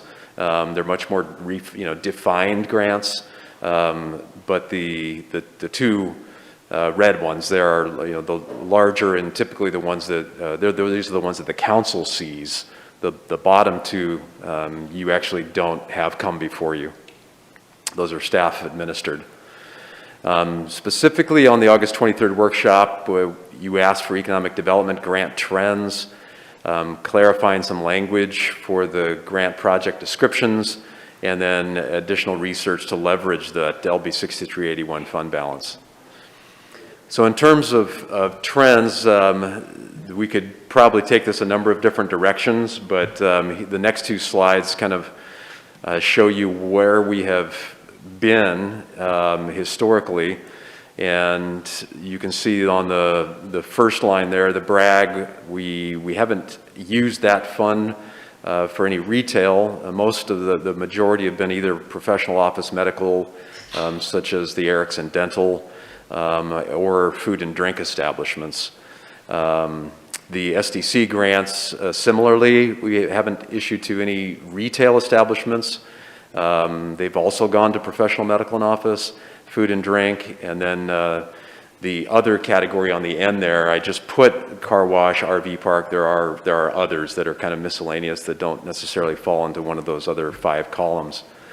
And then the industrial loan fund, which this last budget cycle was there was about $30,000, I think, dollars left in that, and that was transferred out. We zeroed out that particular fund. That one was in place for several years prior to, and the majority of those were to retail establishments. So hopefully that gives you a sense for the types of businesses that have come to us and asked for economic development grants. In terms of the amounts of those, this slide shows you kind of the average grants amount, the median grant amount, and then another topic of discussion on August 23rd was where are these located? And the last column there kind of shows you the majority of these 29 have been inside the urban renewal area boundary, and just 4 of them outside.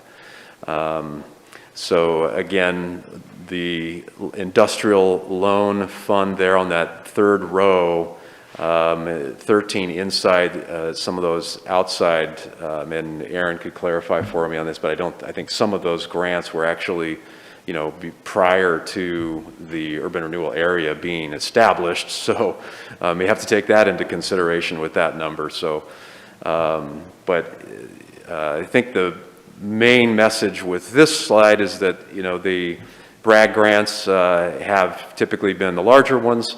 The SDCs, we've seen them, depending on what that is, but with an office and or smaller facility, sometimes those SDC amounts, they're just smaller in general. So, and we only fund up to 50%. So that reflects the 50% match. But we are seeing the majority kind of around the, the commercial corridors of 6th and 7th, along Rogue River Highway, along Redwood Highway. That's really the majority of the grants being in those areas, which is the urban renewal area. So the second follow-up topic that the council wanted to see was on this, some language, and specifically there was concern about this word unforeseen. We had some discussions prior to your August 23rd workshop about ways to amend this, so this was a good opportunity for us to kind of take some of those notes and put them down. The bottom of this second paragraph would be an amended purpose statement, which would then kind of be, go into some of the other application criteria. And this is, we're just kind of focused on the purpose statements for right now. But essentially getting rid of the term unforeseen, which is in the current statement, and focusing on 4 different areas. So the purpose of this would be if you are relocating, if you're a business and you're relocating or expanding for at least one of the following reasons: a landlord decision, expanding existing building footprint by at least 15% and unable to accommodate on the current lot, incurring new public sewer, water, or stormwater expense due to relocation or expansion, and then forced relocation due to a public or quasi-public infrastructure project. So we felt that those kind of addressed, number one, what historically we've seen, some of the reasons we've seen people come, but also be a little bit more specific. Number two, expanding the existing building footprint by at least 15% is intended to get to that point. If you're just doing, one 200 square foot expansion onto an office building or something, that really wasn't the intent of this. You typically wouldn't have any new job creation associated with something of that size. So this is getting at that size where maybe you're going to see some increased jobs as a result of the expansion. And then the second part of number two, unable to accommodate on the current lot, also focuses the grant purpose to those that are really increasing their operations to a point where they actually need a new site, or looking at an existing building that's not on the current lot. So that's related to the BRAG. This was also some discussion last time. Currently, both the SDC grant and the BRAG grant now fund SDCs. So it's raised some questions about, well, which one do I go for, and why do we have it in both? If we just removed the SDCs from the BRAG and focused on storm street utility, sewer and water, and fire suppression, that would put the SDC one solely for that purpose. Same thing for the reimbursement district liens.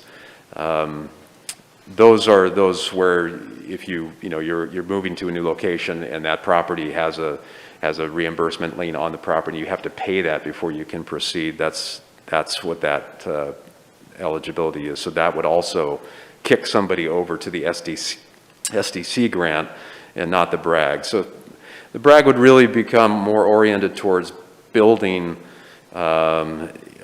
building infrastructure itself and infrastructure improvement. So moving on to LB 6381 and the SDC grant, this also uses the term unforeseen. So we removed that to kind of add some clarity. And then the amended purpose statement would add located outside the urban renewal area boundary.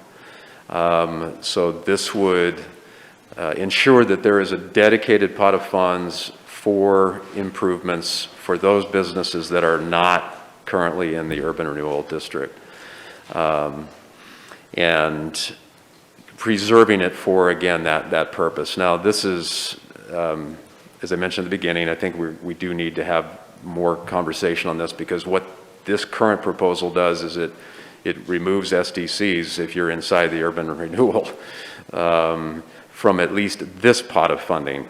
Now, we do have, under the urban renewal program, you know, these grants, those could be separate. We talked about this last week.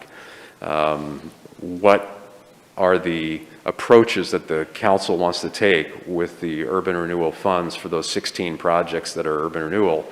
SDCs is one of those areas that could be focused on. Currently, we don't have any grant application for that, and there was some hesitation at your last workshop about proceeding. So bottom line there, if we went with this language today and you're inside the urban renewal, you wouldn't be eligible for the SDC grant unless you were coming in with using urban renewal funds separately. I noticed a mistake on this one. These first two are eligibility, but we forgot a new header in here. It should be ineligible. There should be two headers. One is the eligibility would be new or existing businesses, and then currently it's 50 employees, and I guess looking at our history as well as just taking some guidance from prior council comments, maybe an interest in focusing a little bit more on smaller businesses than that, just because we do have a limited supply of funds. So how do we leverage that better? So this is just one suggestion would be to go to 25 employees instead of 50. And then again, ineligible would be the non-owner occupied businesses. That's currently the ineligibility criteria. Other jurisdictions, you know, don't even talk about whether it's owner occupied or not. I mean, if you're a job creator, if you are a business, whether you own the building or lease the building is not really considered a factor in some jurisdictions. In this case, for the SDCs, currently that actually makes you ineligible if you don't have an owner-occupied business. And then the other ineligible criteria today for the SDCs is firms that are involved in legalized gambling, adult uses, or illegal activities. Because of the recent change with the adult use code, if you are an eating establishment and you have a bar, this would make you not eligible. So I think this tries to clean that up. So where to go from here? There's some opportunities to extend the life of these grant programs. There's a number of things here. The council could restrict the use of the general fund revenues to non-urban renewal properties. We've already reflected that here. You could reduce the percentage of expenses that the grant will reimburse. Currently, it can reimburse 50%, and that could go to, say, 25% or 30%. Instead of 50 on either one, SDCs or the BRAG. Lowering the business cap size from 50 to 25, that probably wouldn't have as much of an impact on extending the life of this program, just because we have had a majority less than 50 employees, but it's another topic to think about. You could establish mandatory new job creation as part of the eligibility criteria. This is something that So Ready does, and many other EDA, Economic Development Agency, federal programs, very common to have that. We don't currently have that in our grant programs for the city. That's it could be a new criterion. reducing the maximum amount of each grant. SDCs are currently tapped out at 25 and the BRAG at 50. And I believe Councilor DeLagrange brought that up at the last workshop about maybe looking at dropping those. We could commit to a new annual general fund allocations to the budget process in terms of, renewing. That's not currently being done. And then we could change the SDC grant eligibility to only existing businesses. Right now, you could be new business or existing. So this just reflects some both observing the trends as well as other jurisdictions and some of their practices. Another policy discussion is on the SDC grants, the LB 6381, and since that is not a renewable fund resource, do we want to establish a sunset date or reallocate the current balance in some way? That would tie back to some of the bullets above. So here's a couple of the next steps that were talked about at the August 23rd workshop. We talked about creating a tiered approval process where grants that are 0 to 25,000 would be at staff level, and then anything above that would come to council. Right now, council sees all of them if there's a BRAG or SDC. That would involve having a quarterly report schedule for staff level approved grants that would come back on a regular basis, and I think there was some support for that.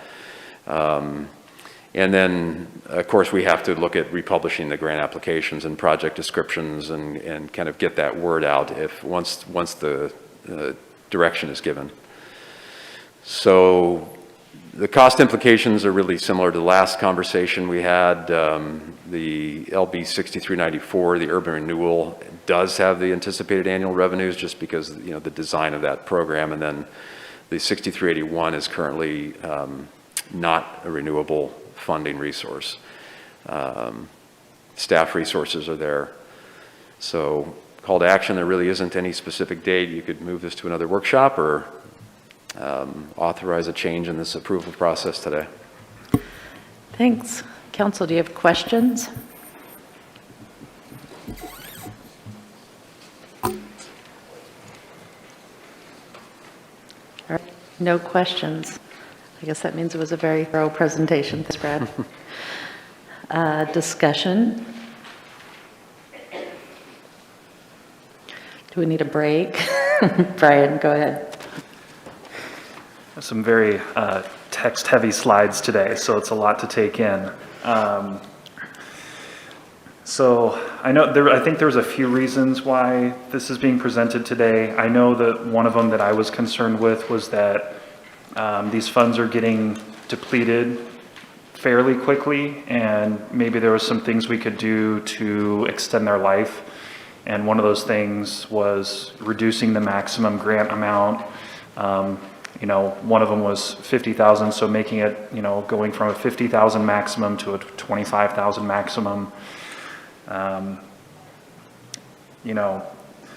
then on slide 11, there's a whole, he just presented a whole list of opportunities of things we could do to extend the life of those programs.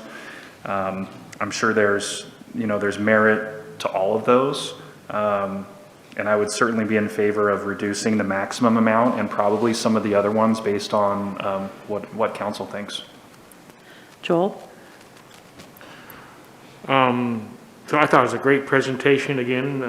It is a lot to digest, but looking at the thoroughness of the presentation and what was suggested, the only change I would make would be that under the policy discussion, the last bullet where you would change the SDC grant eligibility to only existing businesses.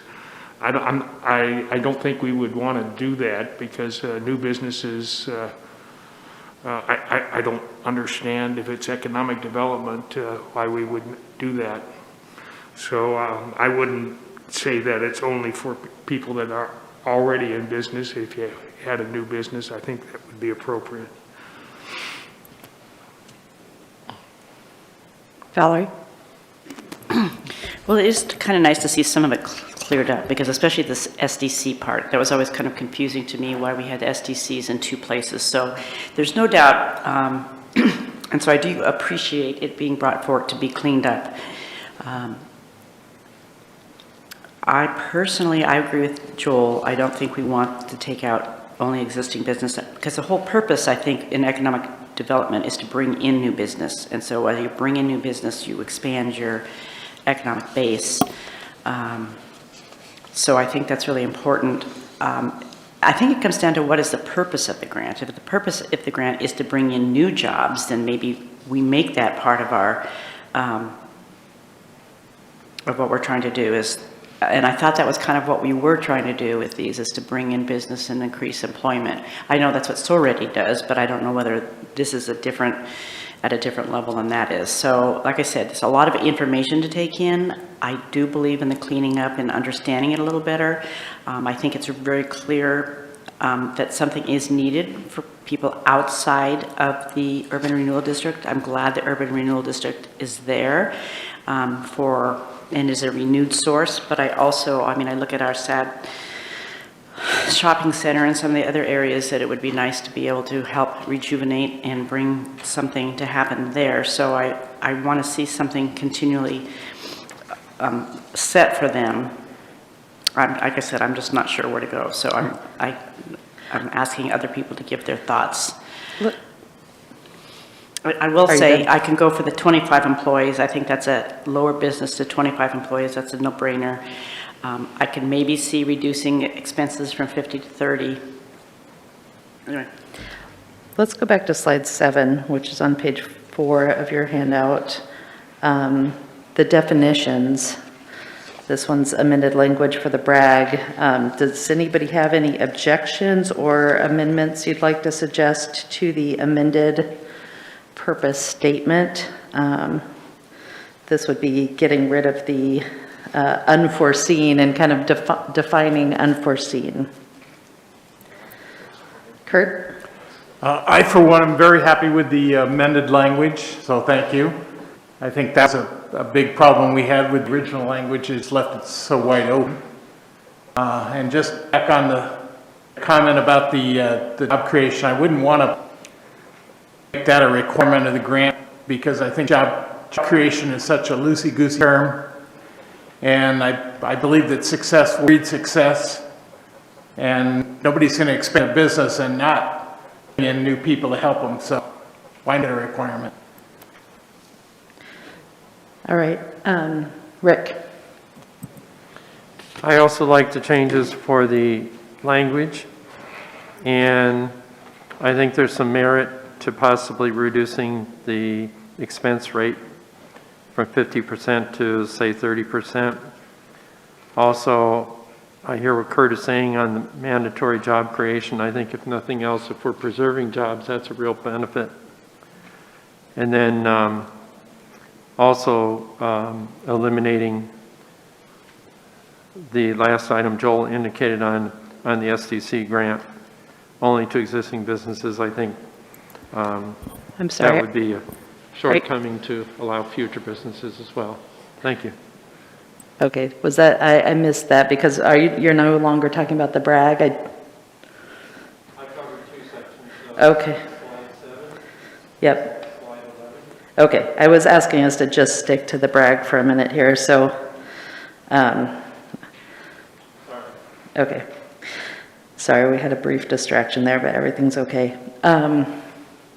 Okay, did you suggest a change to 7? No, nobody suggested a change to 7? Okay. As far as 8 goes, everybody good with that? So I'm looking at one that doesn't have page numbers. Oh, okay, it says at the top, potential amended language for brag, and it has points A, B, C, D, and E, and A and E are crossed out. Thank you, Aaron. I printed off my own copy.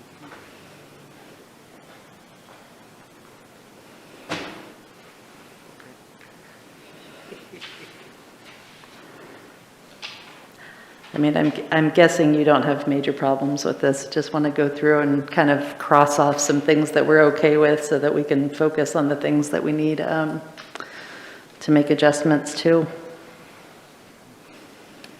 All right, let's move on to slide 9 then. This is the amended purpose statement for the SDC grant. And I missed what you said on that, Rick.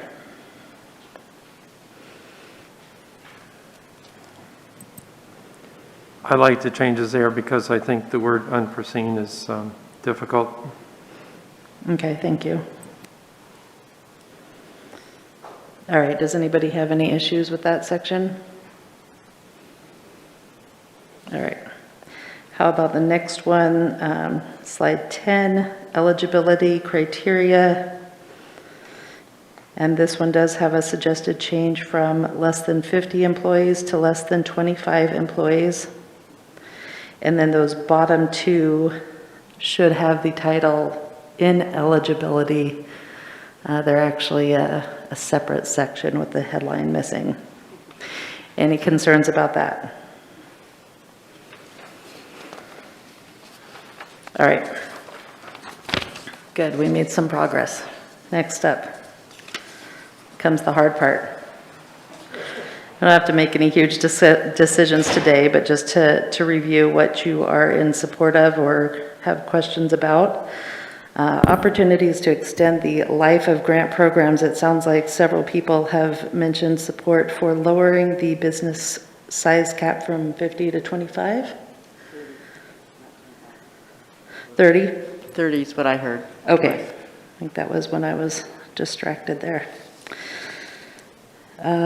Okay, first one is reduce the use of general fund revenues to non-urban renewal properties. So obviously that would require us to establish a separate grant program using urban renewal dollars for those that are in the URA. Otherwise we would be unnecessarily excluding those areas that we want to focus on, right? So sound good? Okay.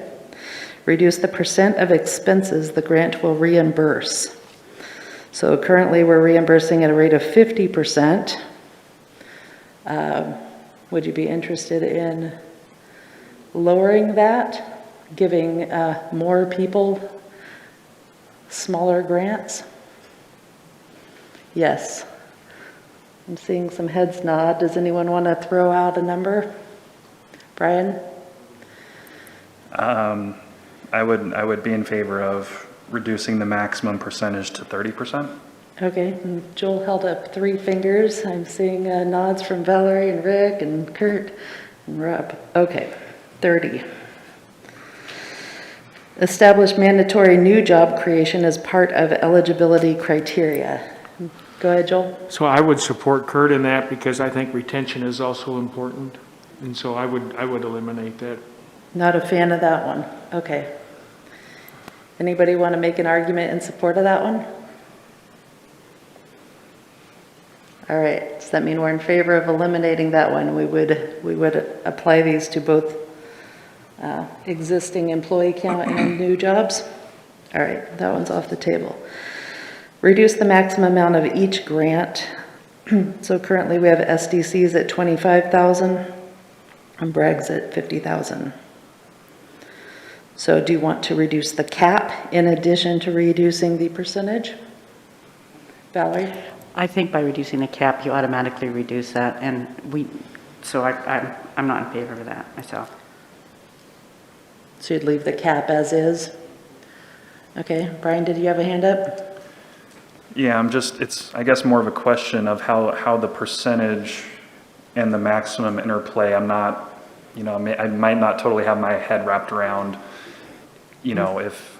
I think Valerie was saying that as the, since if we cap it at 30% of their total charges, then it's automatically going to give them less, and there's probably less of a need to reduce the overall cap.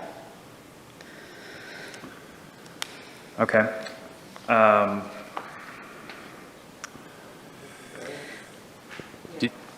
Brad? Maybe just to clarify, so for example, if somebody comes in with a $100,000 grant request, we're looking at both what their total project cost is, as well as what their requested amount of the grant is. So the second bullet, reduce the percentage of expenses that the grant will reimburse. You know, if you had 100,000, you're looking at 50%.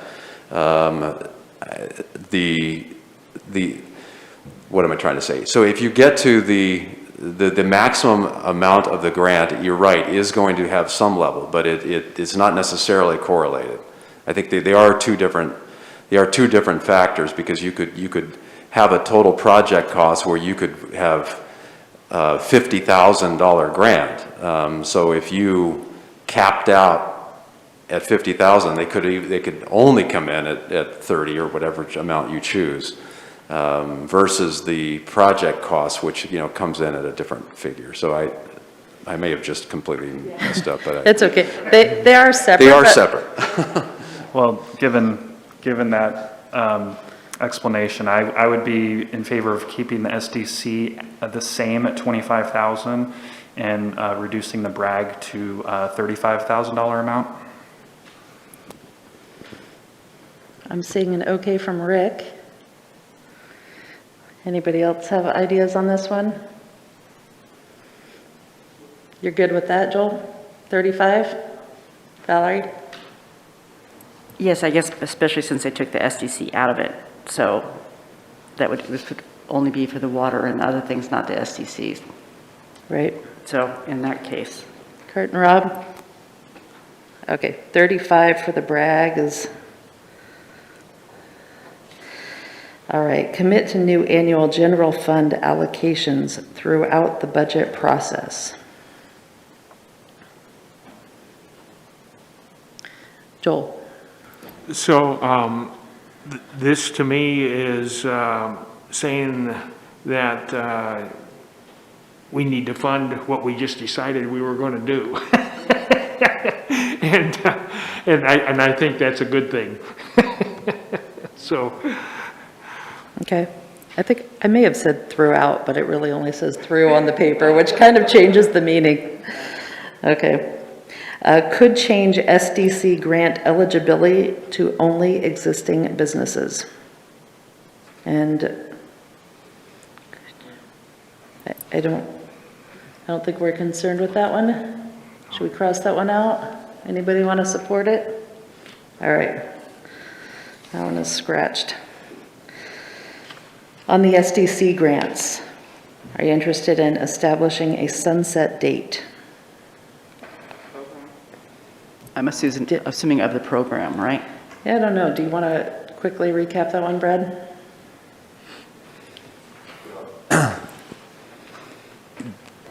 We would probably need to bring to you, I mean, at our current trend, I did not do that estimate, but if we looked at, so let's say we have, at the current trend, we have another 3 years. Rather than just letting the fund expire and, you know, the last person come into the door and say, sorry, you know, council just authorized the last grant, we no longer have this fund. The purpose here would be to actually set a specific sunset date that is expecting that we'll still have revenue in that particular budget line item, and then that could potentially, you know, just be reallocated at the end of the program. So I guess it's more of a tool of how we communicate to the public so that you don't run into that situation where someone comes to apply and, you know, there is no longer funds because we had just issued a grant that expends the full amount of that fund. So I think that's the idea of the policy, is to actually set a sunset date on that amount, assuming that, you know, there is not a budget commitment to, you know, to renew, to bring in more funds or replace revenue. Valerie? Okay, so when we talked a moment ago about commit to new annual general fund allocations, does that apply to that? Is that what we're basically saying? That is, if we were to come up with a set amount of money to try to make sure that we budgeted every year so that it would be ongoing, that would basically address that, am I correct? Correct. So what would be nice to have is kind of like an idea of how much, especially now that because I'm assuming the urban renewal would go on as long as the urban renewal district is set. So what basically we would be doing is kind of getting an idea of what is outside of the urban renewal. And so maybe by looking at a trend of how much has been spent over the last several years, we kind of would have an idea of what amount of money we're talking about to do that. So that, I think, kind of goes along with when we said, you know, it's worth looking to see that general fund allocations would be for anybody outside of the urban renewal district, and getting an idea of what that looks like might give me a better idea of what I wanted to do. So that is that is an option, is it is listed here. That is sometimes difficult also. You could have a really good year, or you could have a couple of businesses that came in a little late in the process and you wish you could give them something, but you only allocated a certain amount, even though you have some more funded somewhere, and then you have to do a budget adjustment to make it happen. So those are just some things to consider. Sometimes it's the luck of who applies first. Even though one that comes in later, even though that's all you budgeted for, really fits the bill and you'd love to help them, you'd have to make some council changes in the budget or something to allocate that if you had the additional funds. So whether you have it in one, keeping it, like Brad was saying, keep it in one larger fund provides for additional flexibility, allocating a certain amount each year, provides for a guaranteed known quantity of what you're going to be able to give out each year, and that's it, unless you do some budget adjustments throughout the year.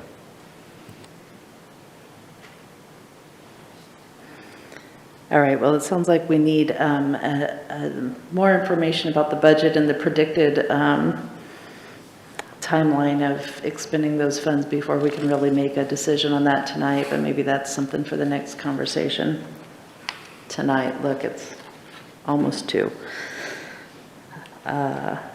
Did you have something else on that one, Brian? Yeah, I just had a quick comment about committing to new general fund allocations. Our general fund is super tight, so, you know, I have some concerns about that. Thanks. Okay. On to the next page, potential next steps. How are we feeling about a tiered approval process? Joel likes it. I like it. I will just say I like it too, as long as we get a quarterly update and we know where we're at. Okay.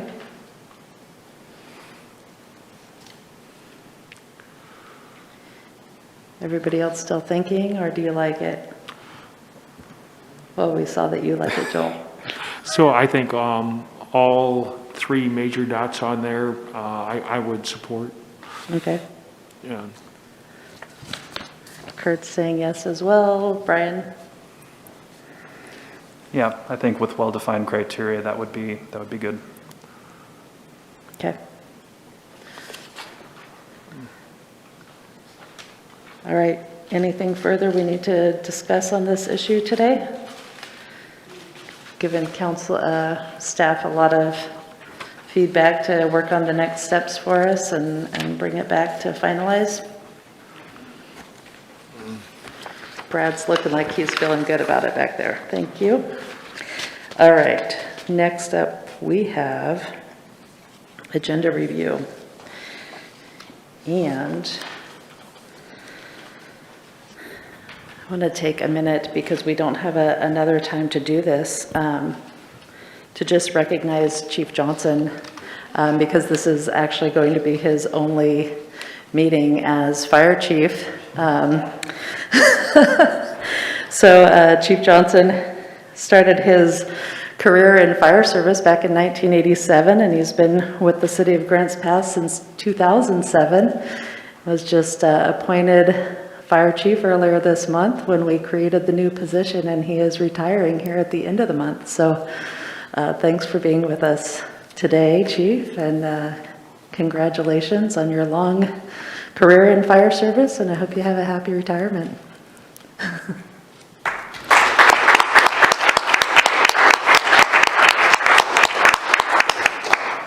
Thank you, and I've been very humbled by the responses I've received from the community, and I've been very blessed to have served as long as I have. And I look forward to this young generation that's coming behind me, and they are prepared and they will do good work. So thank you. Thank you. All right, another topic that we don't have another great time to discuss today is Councilor Ogier sent you all an email over the weekend regarding vaccination promotion, and we do have our meeting with the county commissioners tomorrow, and that's on the agenda for city manager and I to discuss with them. So if you have any comments now, or if you want to get in touch with me later, go ahead, Joel. So having been in the medical field and running a medical office, it was standard practice for us. We have a relational database with electronic health records that whether it's flu shots or COVID shots or whatever, what you do is you go through all patients that you've seen in the last 5 to 10 years. You run through your relational database. You say, well, who's at risk? And then you send them a text or a email, or you call them on the phone. And it's from the doctor to the patient. Mm-hmm. And not all offices are funded to do that. And it would enhance the medical capability of the offices here in Grants Pass. And it would come directly from the doctor to the patient. And I think it would be a good thing. That's an awesome idea, thank you. All right, I don't think we're going to be getting into specifics tomorrow, but just, general overview. Just want to make sure you guys are aware that we are still talking about that issue. And I've been in touch with some county health officials, and they're also working on proposals, different sorts of advertising and ways to get the vaccine out to people. So that's good news that the county does now have that $538,000, and it's not, fully lined out exactly how those funds will be spent, but they are being used. All right, back to our normally scheduled agenda review. Our next meeting is next Monday. We have a workshop on buildable lands inventory and the UGB. We have a discussion on an urban campground to create a spot for homeless. And we have an executive session that has to do with labor negotiations. Then next Wednesday, we have a business meeting where we're going to discuss, have a public hearing for a couple of different historical landmark designations, one for Riverside Park, one for Caveman Bridge, and then a public hearing on an ordinance that would discuss the, that one is moved. Construction excise tax was moved to November because we're having the CEDC committee review that.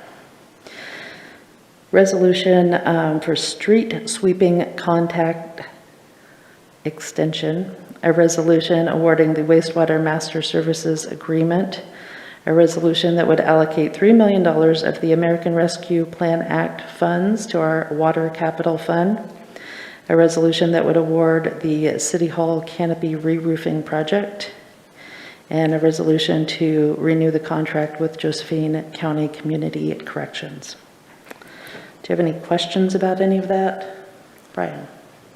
Yeah, on the resolution for the street sweeping contract extension, I didn't know this was coming up, but there has been some discussion on the Bikeways and Walkways Committee about ways to, I guess, restructure how they schedule the street sweeping, because there's the main arteries that get a lot dirtier and are where the bike lanes are. And so I don't know the best way to maybe address that before we get to this meeting, or if it can be addressed before we get to this meeting, since Bikeways has been talking about it. Jason's reaching for a microphone.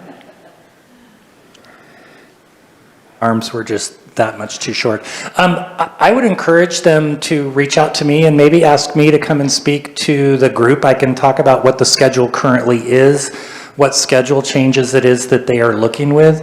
The current vendor has been more than flexible on reworking schedules around different items. You know, they have to coordinate though with trash and some other things, and so there may not be a lot of flexibility, but he's always willing to listen to options. Okay, I'll pass that on to Bikeways. Thank you. Great. Sounds like, Jason, you don't think there's a need to discuss that before this contract? Okay. Rick? I have a question on the City Hall canopy re-roof project. I usually think of a canopy as being fabric. Where is that located? It's the arcade or the breezeway. It has a lot of different names. The plans actually call it the arcade. It's this covered area between the council chambers and the municipal building proper. We had looked at getting that re-roofed, but it has too much structural issues. So the re-roof is actually demolition of a large portion of it and re-roofing of the remaining portion, which leaves the porch all the way around this structure, but removes the bulk of the covered area. And the new design will be of wood or permanent fixtures, or are they going to? We are going to reuse the bulk of the material that we can salvage to redo the section just immediately adjacent to the council chambers. Everything else will be completely removed. Okay. Has there been any consideration look at a fabric instead of going back to wood, although it has its advantages and disadvantages? Yeah, we did not look at that. What we basically looked at was taking the whole thing down, but recognizing that we needed to leave a small portion around this that's basically a weather shield for the people that are standing outside. We still have speakers that are outdoors. We wanted to remain some cover, but repairing the whole structure was just far too costly for what it was worth. Thank you. Any other questions? All right, is there anything else out into the future that you would like to ask about or add? Brian? Yeah, do we have an estimate on how much it would cost to replace the canopy out there as opposed to just removing it and not replacing it? I don't have that number off the top of my head, but it was significantly more than 3 times the cost to repair it. I will bring that number for the night of the presentation. Thank you. I think that one is on consent calendar, so sounds like people do have some questions about it. You want some sort of presentation on that? Might be nice if it was a start item or something. Okay. Valerie? I was just actually looking back, because last week we talked about the survey that was going out about the rescue plan money. I didn't see anything that came to us this week. I mean, where in the process is that? Where are we in that process? I guess that's my question.